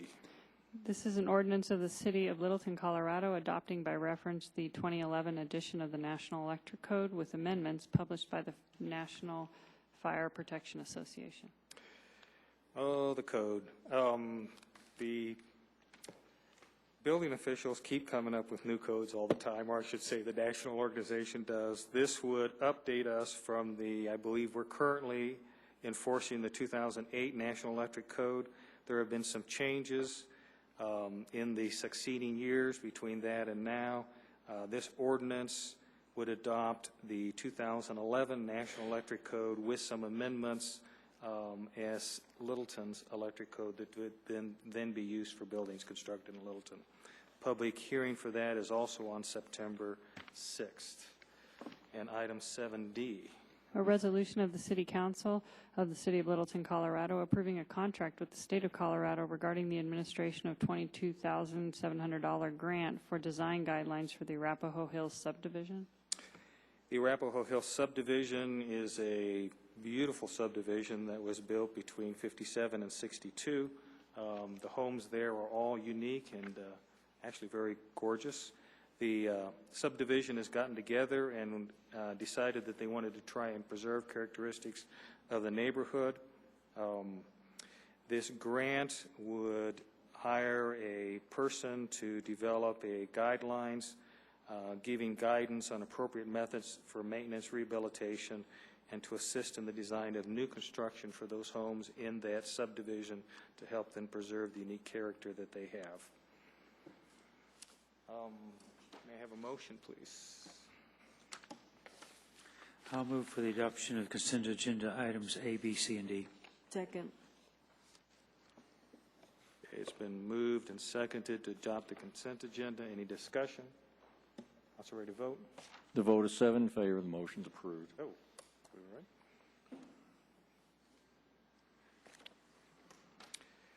all right. Remember? That brings us to our next item, which is item 9A, which is a review of the comprehensive annual financial report.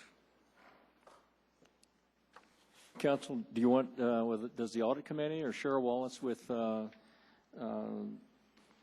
formerly Bondi and Company, now Reuben Brown, is here to present this to you? Yes. Okay. Please. The audit committee has met with the auditors. The auditors have finished the audit. We are bringing this in front of council with the auditor here to give us a quick overview and to answer any questions that council may have on our comprehensive annual financial report. And subnote is she actually led a team. Yes. Good evening. I have a few required communications to the board. As Mayor's already mentioned, we did go forward towards the audit committee, and we spent time with the audit committee going through the comprehensive annual report and our report to governance. I'm going to take the time to go through our required communications to the governance body. The first is the opinion. So the opinion in this book says Bondi and Company. And the third paragraph down says, in our opinion, the financial statements referred to previously present fairly in all material respects. What that means is a clean opinion. That's what you paid us for. And the opinion means that you had no material misstatements. I also need to point out that we audited the information, but that the information and the comprehensive annual financial report was prepared by your finance department. And they did the whole thing. And they did a great job. The other items we're supposed to talk to you about is if we had any disagreements with management. We had none. To let you know if we had any adjustments to your financial information and your trial balance, and we had none. We had one proposed adjustment. What that means is during our audit, we reconciled your detail information to your general ledger, to your financials, and we had a small reconciling item. It was not material enough to make it to an adjustment to the financial statements, and it was around accounts receivable. And it was just one proposed adjustment. That's a very clean audit. Lastly, we had no significant difficulties during the audit. We came here in December and did interim work. We came in April and did our year-end work. And the comprehensive annual financial report was prepared a week ahead of time. Everything was given to us the moment we asked for it. We had no need to ask for consultation or outside counsel during the audit. And that is my required communication to the governance body and the audit. If you have any questions about the report, I'd be happy to take them now. How could you do that without mentioning Gatsby? It's an art. With that, I'm going to also let you know that we do a report to governance, which is this black book that you had, and my understanding is you've also had that in advance of our meeting. So I'm not going to go through all the details. The one thing I want to point out are these are advisory comments. All auditors are required to report any material weaknesses or significant deficiencies to governance bodies. You had none. These are just our observations or suggestions, and we do this service as an additional service because we're here and we're going through your processes and your controls to let you know anything that we might think you might want to consider changing. The front part of the document does have positive comments, and what that means is we come back each year and we look to see what our advisory comments was from the previous year and to see if those any changes have been implemented. And Littleton's management staff has always taken our comments and implemented all of our comments from the previous year. Are there any questions with the report to governance? Apparently not. That concludes my report. Bruce? We just, and you guys can chime in, but the audit committee, the subcommittee of the council, very much appreciated both the presentation material here and then the work that was done in advance to apprise us as the process went along. But definitely kudos to the finance staff. The finance staff is, in any organization, is always like a baseball umpire. If they do everything right, you don't pay any attention to them. When something goes wrong is when they become visible. But none of this as a municipal entity works from the standpoint of citizens having confidence in their government if the numbers aren't clean and there's not strong transparency, and that all goes right back to the finance department for doing a real top-notch job. So I just want to congratulate you guys and say thanks for everything you do, because it's very well done. And not to dogpile, but we hired Bondi and Company, which has now become this new name, and mainly because we felt like they were a very, very thorough audit company, and we wanted to have a complete and thorough audit of the finance department. Our finance department rocks. They are outstanding. They also get this other work from the GFO office, but really that's not nearly as significant as what you just heard tonight. And that is, there are basically no major findings from the management report, and the audit is clean. And every time we turn around, there's an improvement both in the budget books and the CAFR, given the fact that it still has to follow gas fee guidelines. So thank you very much. Appreciate it. And good job in Finance Department. And just one other comment that doesn't appear particularly in your report, because it follows a little bit of the GASB, is over this past year in conjunction with the finance staff and the audit committee, we've really reviewed all of the reserving policies that the city has gone through, and that was included in this year's effort. And I mentioned GASB in kind of a little bit of a jest, but one of the things that we did do is go through that. And so I don't know if you want to comment on it, but folks out there in the land should know that in addition to all the financial reporting that's occurring, we're also taking a look at what are we doing to ensure some of our solvency going forward.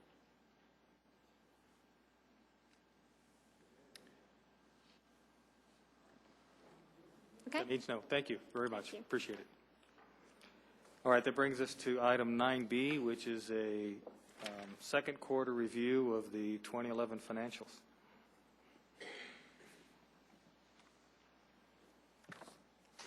Good evening, Doug Farman, Finance Director.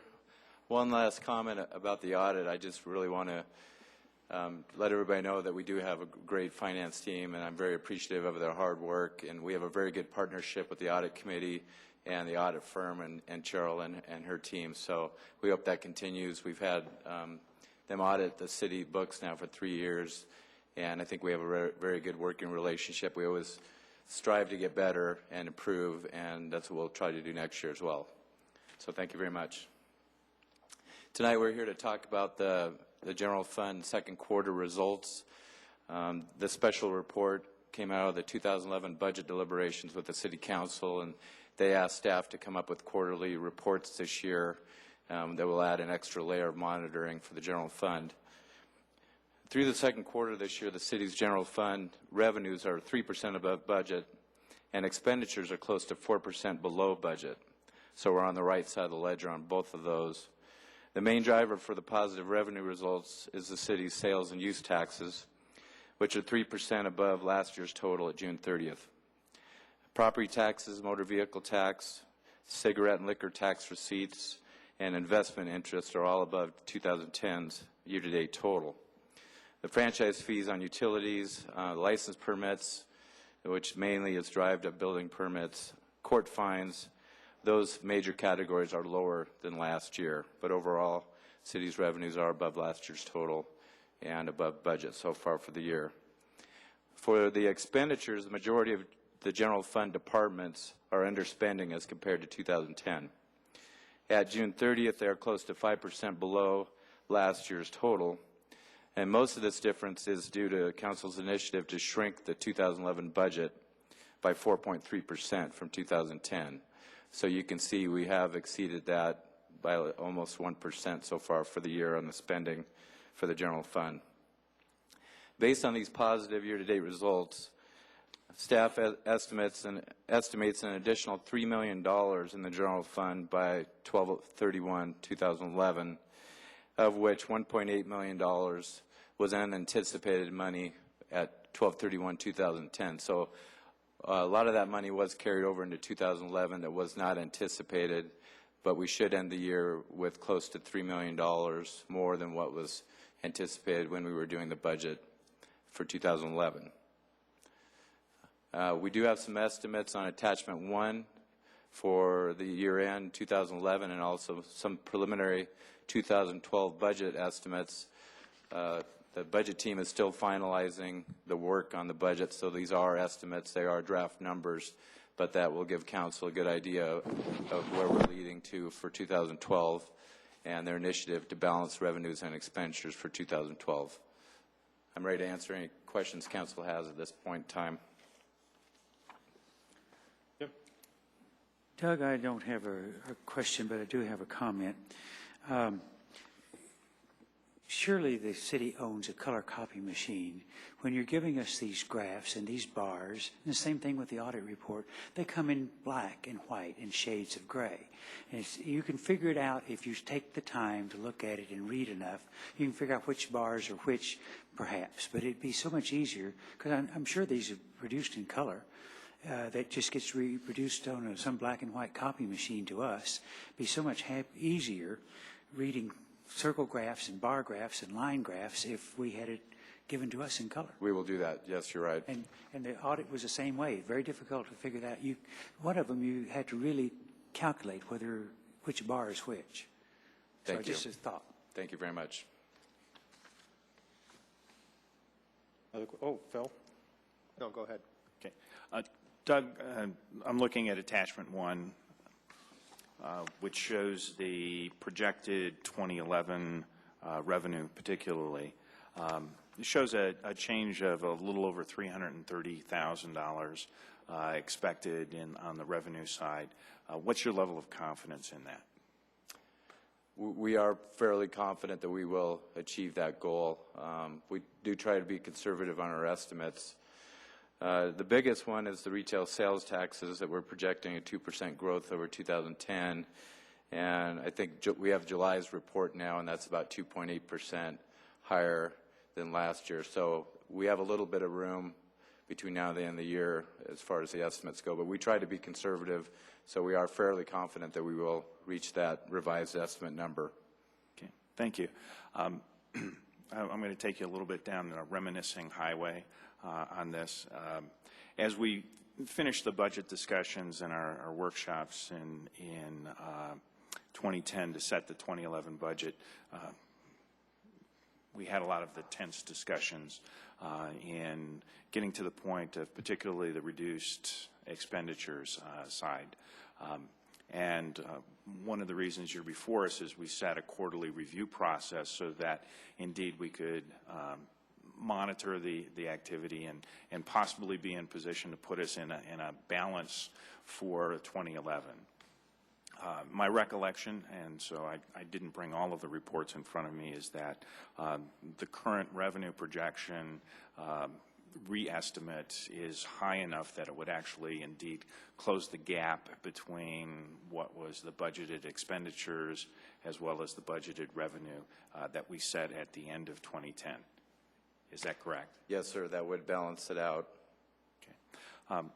What I'd like to do is make a motion. Okay. Okay. I move that we recognize the revised projected 2011 revenue budget so that indeed, as we've monitored this year, we will have a balanced 2011 budget. Well, I'll second that. Okay. You're the maker. You get to go first. Okay. With this, we kind of had what I would consider a stamina issue at that point in time with our 2011 budget. Our intent as a council was to establish a balanced 2011 budget for the general fund as far as expenditures and revenues. We went a long distance in particularly looking at and taking the revenue estimate that we had at that point in time to put it into balance. We fell a little bit short of that. Would like to clean up that effort for 2011 at this point in time with a recognition not to change any of the good work and the good measures that we have with regard to the expenditure side, not wanting to change any of the report card for the good work that the staff is doing on that control side, but be in a position where we can recognize this slight change in the revenue to close that slight gap. If we recognize that, we can actually close that gap for the 2011 budget. Bruce? Or you don't have to.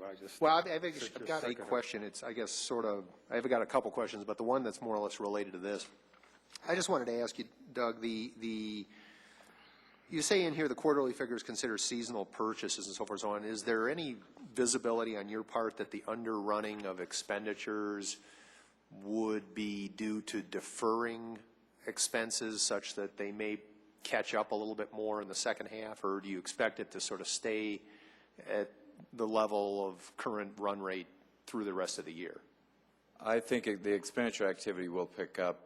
I know that there were some deferrals of some positions, particularly in the police department, and I think with some of the fleet costs in the police department too. So at least in that department, for the first 6 months, they did defer some of those costs. So that activity will pick up, but unless there are like some street lighting, there's some seasonal help in the summer that we hire to do grounds maintenance, those type of things.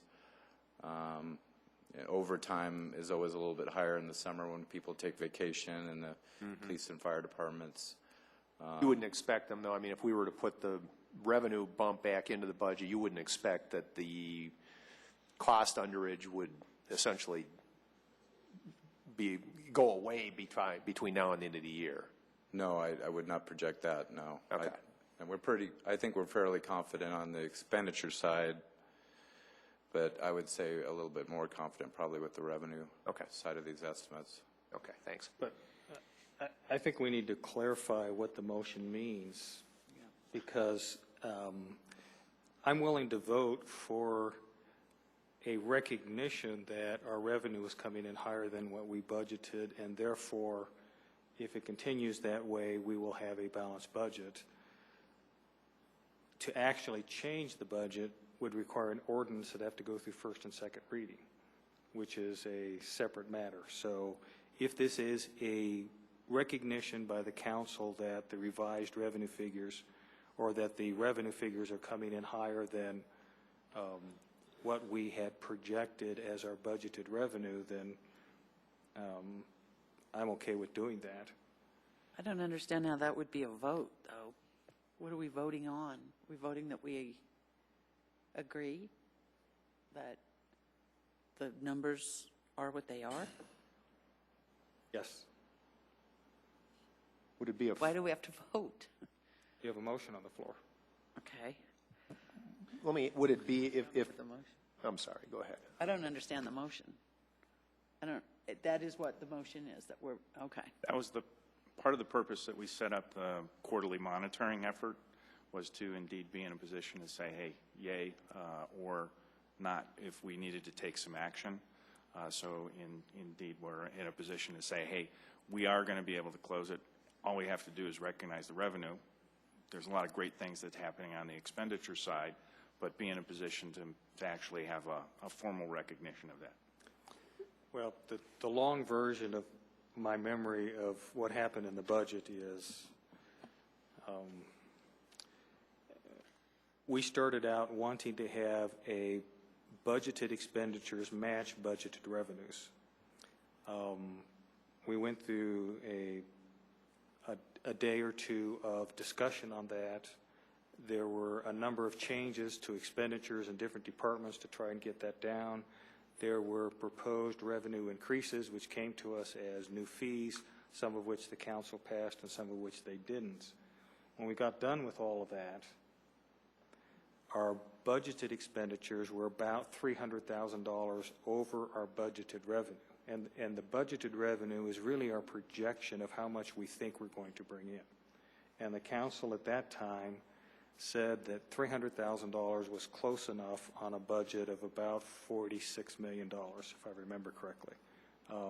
But there was some concern about whether the economy was going to turn around and what was going to happen in the future. And one of the potential expenditure reductions that was being contemplated was furloughs for the employees. And we decided as part of that decision to keep the budgeted expenditures about $300,000 over budgeted revenues was to forego the furloughs, provided that the revenues actually came in at what we were projecting them to come in for 2011. And so we therefore set up 4 different budget review meetings, and this is the second one of that, to make sure to review that the revenues that were projected, that's reflected in the budget for 2011, actually are coming in at that projection. And the short story is they are coming in a little higher than what that projection was. So we have basically decided at this point not to do the furloughs because we're happy with the $300,000, but what we budget and what we spend are a little bit different, because the budget is the maximum that the staff is authorized to expend, but they may expend less than that, which has been what's happening. I think you said it's about 4% below what the budgeted expenditure is. So if that continues, then at the end of the year, then our actual expenditures will probably be less than what our actual revenues are. So we will actually not be running a deficit, even though we had budgeted a $300,000 deficit. I think that's the point that Phil is trying to get to, is that we were striving to achieve a balanced budget. It looks like at this point in time, if things continue the same way they are, that we will achieve that. But we will achieve that in actuals. But the budget will still show, unless we choose to go through a first and second reading, the budget will still show that we had a budgeted expenditure of about $300,000 over revenues. But in all probability, if things continue the same way, our actual expenditures will probably be less than our revenues. Mr. Mayor? Yes, sir. I would vote against this because of the fact that right now we're only into June and our economy is very unstable at this time. And this was supposed to just give us direction as to how the budget was coming along. And I don't think I want to make any change on it right now. And if it continues like it is, fine, but I would certainly not vote for this when it's going to change this in the middle of the year. Other discussion? And I will point, Bruce? Well, I just was going to ask you, if we, what's the process if there's making an allocation, does this have to go from a different fund where it wouldn't have to go through a first and second reading? Don't we have the ability to move funds around? We have the ability to, by resolution, transfer funds out of the contingency, which takes 5 votes. That's what I was thinking of. Or we can, by ordinance, amend the budget. And I'll remind us all that changing the budgeted expenditures doesn't change what we actually get. If it did, I'd make a motion that we increase the budgeted expenditures by $2 or $3 billion. So, I mean, they're going to come in at the end of the year at what they come in at. The budgeted expenditures is really a projection that's then used to try and figure out how much money we can spend in conjunction with how much money we have in reserve and what our projections are for the future, which is really kind of a crystal ball. So, Jim? Well, I guess that I'm going to side with Joe. I think it's a superfluous motion that's not necessary to do at this time. I think that what you said was more of a mandate rather than showing a position of intent, and I just don't think we need to have it at this time. That maybe would be appropriate 4 or 5 months from now, but not right now. Peggy? Yes, and I agree with that. I think the same logic would apply to the past few years with the staff doing an incredible job of cost containment, keeping costs below what the budget allowed them to do, really reining in. And we didn't continually change the allowed expenditures merely because the costs were getting reined in. I think it's good, if you've got what we approved, to have the history showing that hopefully the economy's improving and we did much better than what we expected. So hopefully. We know that we still have plenty of time in this year with the volatile world economy that we could go in quite a different direction. So I'm in favor of just staying as we are. Any other discussion? Council ready to vote? The vote is 2 in favor with Councilwoman Cole, Councilman Taylor, Councilwoman Brinkman, Councilman Stallman, and Councilman Trujillo voting no. The motion fails. Okay, thank you, Douglas. Appreciate it. That brings us to item 10A, which is an excusal of a Fine Arts Committee member. And for previously stated reasons, I'm going to recuse myself. Do you want to do that on 10B or 10A, or both of them? Yeah, I would do 10B. You can. I would stay for A. And okay, yeah. Stay for A. Okay. Bruce, you want to do a short presentation on this, please? Sure, you bet. The Fine Arts Committee is a very active committee with a substantial workload. The committee members do an excellent job of both essentially the acquisition of art, but essentially then as well the maintenance and conservation of art throughout the city, as well as hanging shows at the museum, being available to work the various shows, Eye of the Camera, Best in Show, so forth and so on, and then taking all those shows down. The time commitment involved is not insubstantial by any stretch of the imagination, and in accordance with the bylaws, what has been clearly communicated to all committee members is that they pretty much have to be available to participate in the activities in the meetings, and that if the meetings occur with 3 consecutive absences that aren't communicated, it becomes overly burdensome with respect to the other committee members. The committee has had an experience with one of the members who has had a lot of time commitment requirements away from the committee that is been constraining her ability to participate. And at this juncture, the committee, in particular Jim Dixon, the chair, had communicated and requested that council excuse C.J. Van James from the rest of her commitment in terms of tenure on the Fine Arts Committee. And therefore, I'm going to make the motion that council move to excuse C.J. Van James from her commitment to the Fine Arts Committee as a prelude to appointing a new member. Second.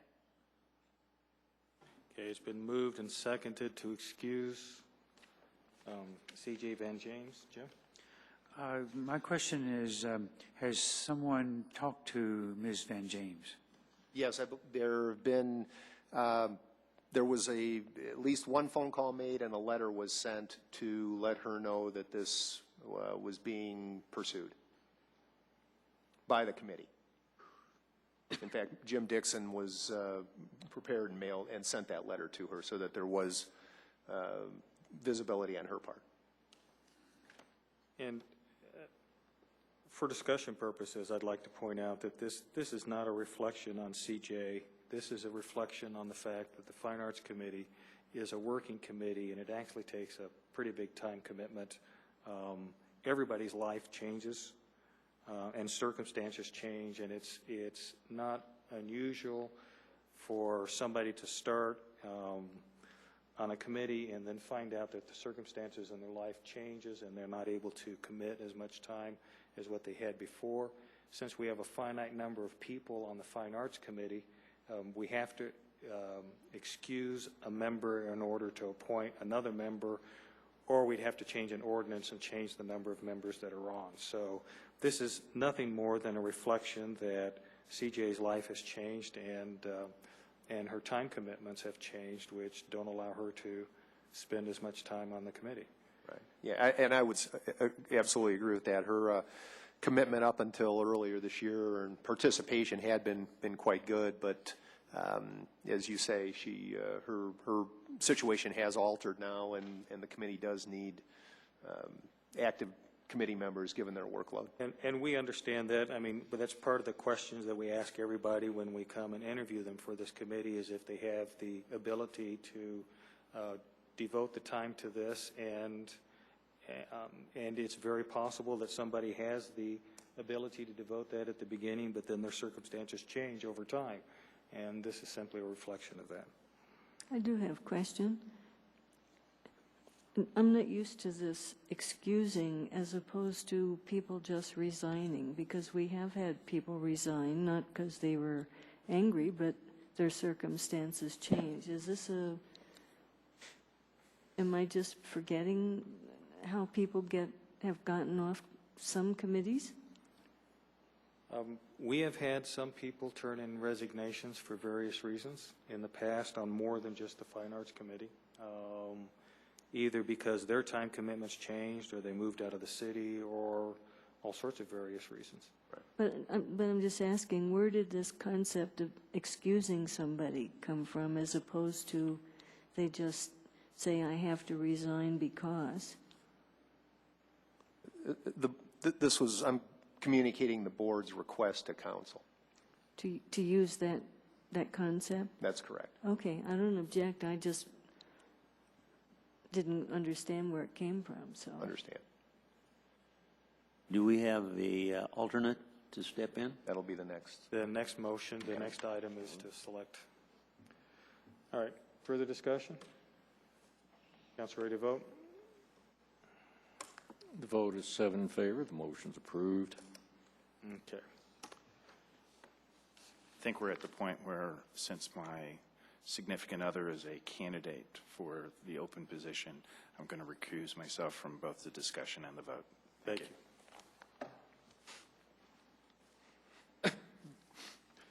All right, that brings us to item 10B, which is a selection of a replacement member. Bruce, you want to do this again? The Thank you, yes. When the boards and committees interviewing was conducted, several months ago, we had actually a number of, I think we had 5 individuals. Actually, let me back up. Boards and commissions was done in April, and then there were a couple of people who subsequently, again, in this case, did resign from the committee, which prompted us, I believe it was in roughly the June timeframe, May-June timeframe, to hold a second round of requests for individuals to come in and volunteer to participate on the Fine Arts Committee. I believe that ultimately occurred right after the 4th of July. Of 5 candidates, 2 were selected, and then the communication back to the remaining candidates was that we would retain their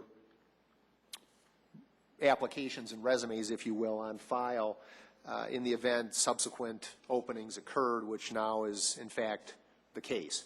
So the situation then is, and the attachment here to agenda item 10B includes the application information for the 3 candidates who remained from the interviewing process in July, which were Catherine Schwartz, Patricia Kenning, and Susan Bracken.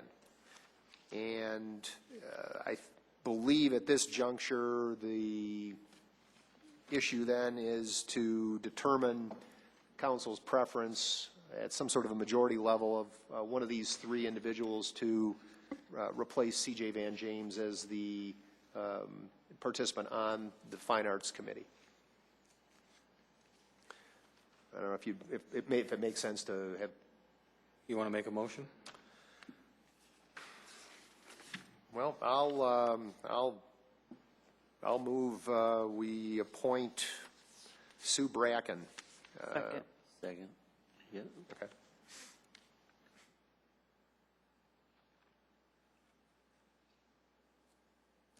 Okay, it's been moved and seconded to appoint Sue Bracken to the committee. Discussion?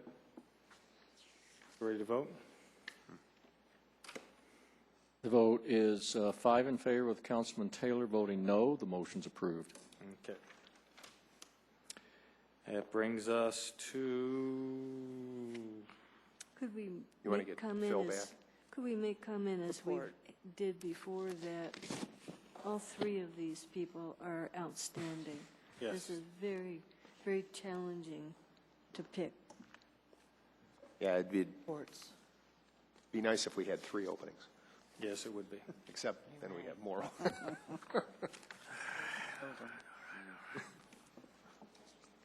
where are we?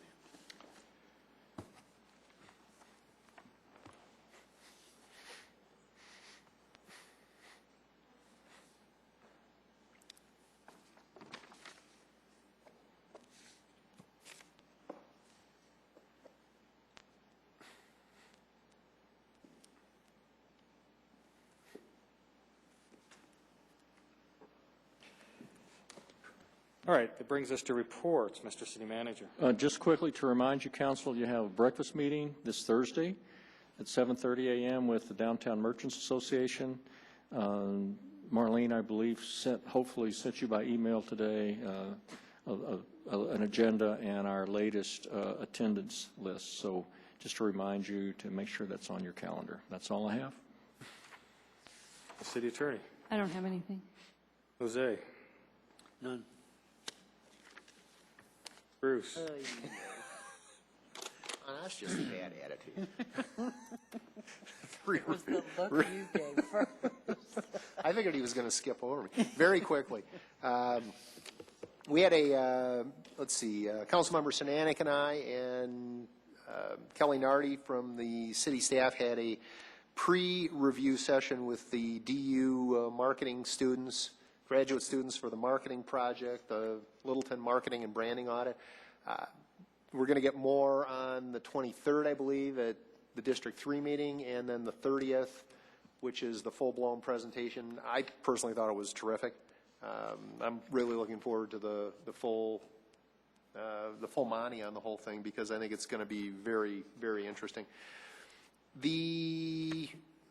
Let's see, Deputy City Manager Cortez and I got on a conference call with Excel Energy, trying to get visibility as to how we might proceed with finding the resources and understanding the application for the possible exploration of a community solar project.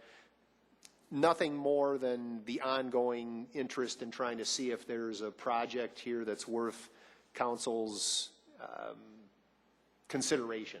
This came up some time ago. Frankly, there wasn't it came up in the context of the Aber property, but the next step, if there was one, and it's specifically just myself and Phil looking into it in more detail without overburdening staff, is just, what do the economics look like? Does it make any sense? Is there a project there? Before anybody comes with a recommendation to actually do something. Yeah, Jim. Well, I spoke to Glenn earlier tonight because there's a workshop coming up with Dr. Cog on solar projects that maybe I can send the information to Phil. I'd be interested in going to. Yeah, that'd be great. When is it? I could look it up, but I don't know offhand. I'd be, send it to me too. Within the next couple of weeks. Okay. Okay. So it's at this point it's not so much pie in the sky, but it's certainly at the 30 to 50,000 foot level as opposed to anything concrete. I was unable to attend the Littleton Public School Board meeting last week in deference to my obligation and commitment to fully experience Taste of Littleton at the City Center, which I would be happy to report was extraordinary. Tasteful. Yeah, and quenched my thirst too. And then this week's ever popular, often imitated, but never duplicated, always loved and hated Merchant Plug of the Week goes to all of the fine Western Welcome Week merchants who will be participating in this year's event, especially those merchants downtown at the Grand Parade on Saturday. Feel free to stop by and sample their wares extensively. Thanks. Yep. I have a brief report. Councilmember Taylor and I and Kelly Nardi and John Ostemiller and Pam Eller from South Suburban and Teresa Cope from South Suburban. Apologize for forgetting those names. We met today because we were on the kind of the task force or liaison group too for park naming. South Suburban and kind of asked for that group to be formed. They've got some parks that they had a little bit of concern over putting some names on them. Helps with some directional things too. So we want to, this evening, I'm going to just kind of run down the list. If you have questions about location, these are all pretty familiar to us. We've bought them. So what we'd like to do is kind of get a blessing to have staff move forward to put together a resolution that then we would take action on September 20th. South Suburban will take action on September 14th. And so we thought we'd let them take action first, and then we would do ours on the 20th. So pending any changes they may have on the 14th, these, if you guys are okay with moving forward with these. The first property was the Murray property, and actually we did not determine a name for that. We did not even, our discussion on the Murray property was really that it's kind of a property still in transition. We don't know yet if it's going to really function as a park, as open space, as a trailhead. So there is a building on that property at this point that South Suburban is using, and they are in their last year of use on that. So that's going to change the look of the place. There's some issues about building bridges over there, and because of the big dry creek and then getting access to Mary Carter. So there's a lot being worked on, and so what we want to do with that is kind of hold off until we get a clearer understanding of how it'll be used. The Oxbow property, we'd like to rename to Oxbow Point. The Leak Gulch property, which is the open space property off of Santa Fe that we tore down, that old Arapahoe County Social Services building, I think it was. South Suburban owns the front part, we bought the back part. Essentially, that is a wild area that we've got a parking lot, lit parking lot in, and so we've asked, the name suggestion on that is Lee Gulch Overlook. The Enser property that we purchased, we're not going to change the name on that, but it did kind of percolate up, and this isn't something we need to do tonight, but it brought up the issue that we need to probably annex that into South Platte Park, which we haven't done yet. So that's something that needs to go on our list. The Big Dry Creek Trailhead by Littleton High School, it's about a few acres of parking lot, backs up to almost to Clarkson area, that we rename Big Dry Creek East Trailhead. We chose East because the Big Dry Creek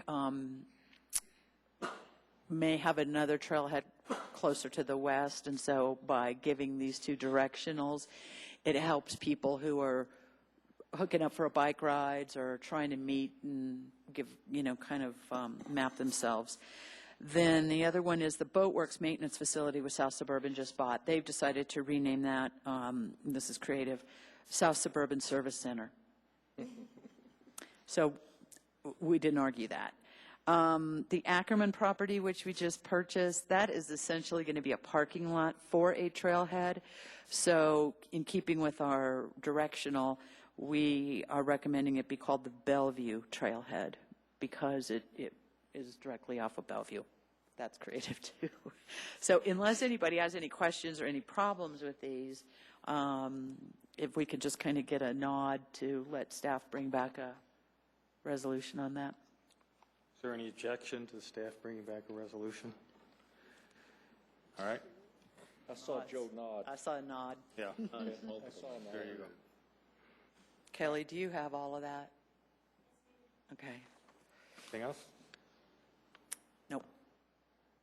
Jim. Yes, the applications for the Transit Alliance Citizens Academy are due the 19th, and if you are interested, you can see me, and I'll give you the details. The E470 Highway Authority approved roadway maintenance contracts and agreed to refinance some bonds. The C470 Corridor Coalition didn't meet, but the I-25 Transit Management Authority and the Southeast Business Partnership did. Development activity along the southern end of the tech center seems to be picking up, which is good news. The Littleton Housing Authority is in the process of adopting all the various programs and individual building budgets. We closed the wait list for family housing units. We have several hundred families that are looking for affordable housing in the community, and we thought it was unfair that we kept going with a waiting list that would take a couple of years to get to their name, so we closed taking any more applications. I led another group to the Metro State College Decision Theater, which is now called the Center for the Advanced Visualization and Experimental Analysis. This group is composed of members of Colorado Department of Transportation, Regional Transportation District, Denver Regional Council of Governments. And it'll be opening up next year, and we'll be doing more of these joint meetings and inviting people to come look at what is there. Glenn, Community Development Director, was able to attend this as well. I attended on behalf of the city the grand opening for the Lone Tree Arts Center, which is a really nice building. And I did look up the energy efficiency thing. It is September the 7th from 9 and 11:30. It's going to be at the National Renewable Energy Lab. What was it, September? September 7th. 9 to 11:30 at NREL. Phil? Yes, South Suburban Park and Rec District Board met last week. Part of their agenda was review of the consideration criteria that was established by the, that was shared with the council here when Deb provided the interim report. They endorsed the list that's there and actually said they should consider it as they might consider other open space or park considerations beyond where Littleton is. They also are receiving the Bike and Ped Master Plan, and as it overlays some of the trails, they will be reviewing that. They were involved in a lot of the discussions, so that's active on that. The Historic Preservation Board met last evening. They passed a resolution towards the adoption of the Downtown Historic Preservation Guidelines. That will then go to the Planning Commission before it comes to the Council. In that, they also have an opportunity to review the revised downtown area neighborhood plan that's going to be coming to the Council, and so they've been involved in that process as well. And they did identify October 8th for their annual retreat. The South Metro Denver Chamber of Commerce had an open house welcoming to their new Director of Economic Development, individual by the name of Jeff Howell, who is known very well in the area. He was previously with the Chamber, then with the state in the area of economic development and international trade, and so he's coming back to the South Metro region and provided a good presentation, and Councilmember James Taylor was there as well, and we had a chance to enjoy it. And then while Tim is here, thank you very much to Vic and Andrea out at the farms, and we had a chance to get over there, and when we talk about naming, I think the new name for the calf is Daffodil, who is 4 weeks old, I think, this past weekend. Peggy? I wonder what the status is of our filling the vacancies on the licensing authority. I thought we were going to be getting a calendar of doing that. Have to check with Wendy. Yeah, I mean, we can just find out. Okay, so if we could do that. Yes, Then, ma'am. normally I think staff does really good job on things, but we got this intersection safety program accident review in our packets, and I was very, very disappointed with it. I thought when we were told we would get this, when we put in the first red light ticketing, that we would wait and then get a full year analysis, a coverage of that. And I also expected, when I requested that we do get this, that it would be an analysis of the causes of accidents, so we'd know what, whether weather or road conditions had contributed to more accidents during the period examined compared to the other periods. So we get, for example, on Broadway and Littleton Boulevard, 2008, 9, and 10, 22, 22, 23. Well, there's nothing too significantly different in those numbers. But on top of that, bottom of the first page, for comparison purpose, the report says, I use the average number of violations for the first 3 months that an intersection was active and compared that to the average of violations for the past 3 months. Well, at least doesn't say exactly which months, but if that were the Broadway Littleton Boulevard, that would put that in fall of 2009 when school's in full session. But the last 3 months, I'm assuming maybe were May, June, July, when school's not in session and you'd have fewer school-related traffic there. So that 3 months, those 3 months, just comparing those, does not seem to me a very valid way of approaching this. And anyway, so I can give more feedback, but I won't. I just think that something else needs to be done, and I'm not at all wanting just a simple comparison of numbers. Okay. Well, I'll talk about it. there was supposed to be coordination between traffic engineering and police on that. It's not at all clear to me that they can provide the level of analysis that you want, but we'll have to sit down. I'll sit down with Commander Christensen or the PD and Charlie when he gets back in town. And if it's more, well, if there's more clarity that's needed, I may need direction from the entire council. Well, but let me scope that out and find out how. It's just. I hear you. Yes, ma'am. I'll sit down with the Thank you so much. individuals involved and raise your concerns. Yeah. Then I guess on the positive side, the Western Welcome Week events so far have been incredible. I'm not sure who's in charge of weather for Saturday, but I'll request not too hot, and preferably we don't get rained out. So Charlie, isn't it? Charlie does that anyway. But all the volunteers that have worked so far on this has just been incredible. And looking forward to not the end, but certainly the conclusion of Western Welcome Week shortly thereafter, which is next Tuesday. Do want to remind folks that the District 3 Citizens Forum will be here in the council chambers, as well as presentations and materials available in the community room prior to that. And so, and if you did receive a postcard and previously have not received postcards for the District 3 invitations, pay attention, because with the redistricting, there are some new folks that are in District 3. Thank you. Kelly? That's because I had 2,000 more people than you did in my council district. I can't help that you keep sucking them in there, Jim. So. Kelly, did that guy ever contact you? About the video? Yeah.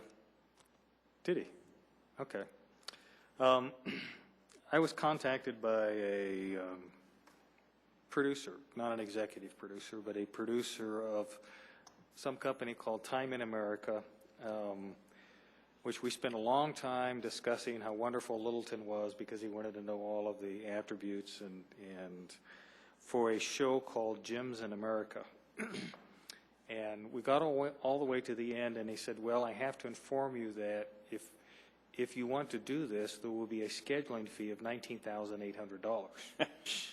And then he started to talk about some licensing arrangements and things like this. And so when he started talking licensing and videos and scripts and things, I gave him Kelly's number. We periodically get those kinds of inquiries, Mayor. So there's sort of a systematic approach to those out there. Well, so I said I would bring it to council. It is a $19,800 expenditure for something that we don't entirely control, that would result in 5 minutes of video that would appear in some locations that I'm not sure of. They're going around the state of Colorado, and we are a gem. There's no gem better than we are. Yes. But there are a lot of gems in Colorado, according to this company. And I didn't know you were bringing it to city council, so I told him we weren't interested. But I can surely call him back if that's what you'd like. Okay. We could barter him. I think we could support Kelly on that. Okay. We could barter him the new calf, couldn't we? Oh, sure. Not yet. Okay. All right, then I'll move on to the next item, and that is I received this very nice clock from, and I hope I'm not mispronouncing the name, Mark Merzitsko, who's a disability artist that lives on Ida Avenue. And if you can't see it, it is a book that has been hollowed out and a picture of the Littleton courthouse, and it says Littleton Historic District, Colorado on the front. And I wanted to thank Mark for sending me this very nice clock. Dr. Cog report. Yes, MetroVision Issues Committee approved the MetroVision Growth and Development Supplement. Mostly it's an update on urban centers. We had reports on transit-oriented development and an analysis of the physical sustainability of state government by the University of Denver. The Regional Transportation Committee approved RTD's financial plan, the amendments to the 2012-2017 Transportation Improvement Plan, and amendments to the MetroVision Regional Transportation Plan. The Board of Directors will be meeting tomorrow night, and I'll be coming forth in 2 weeks with a resolution of asking for support for a grant application for HUD's planning grant for the region. That's it. Bruce? I was just going to ask, a lot of times folks who, with disabilities who make these things, I don't know if he's got a website or if is there any information that, in terms of how to contact him? All I have is a phone number. And I'm a little reticent to give that out, so I need to send him, I'll send him a letter if that's... Yeah, if he's got a website or something and happens to, wants to sell these types of things or make more of them, maybe we could publicize, put that on. Yeah, if I get any contact back from him, perfect. I'll do that. Thanks. All right, Deb? I move that City Council convene an executive session pursuant to CRS Section 24-6-402, subparen 4, subsection F, for a personnel matter. Second. Okay, it's been moved and seconded to convene into executive session for a personnel matter discussion. This takes 5 votes. The vote is 6 in favor, with Councilman Trujillo voting no. The motion's approved. I do admire consistency. Yeah, absolutely. Absolutely. All right, let's take 5-minute breaks. We will not be doing any regular business when we come back from the executive session, so this will terminate our televised portion.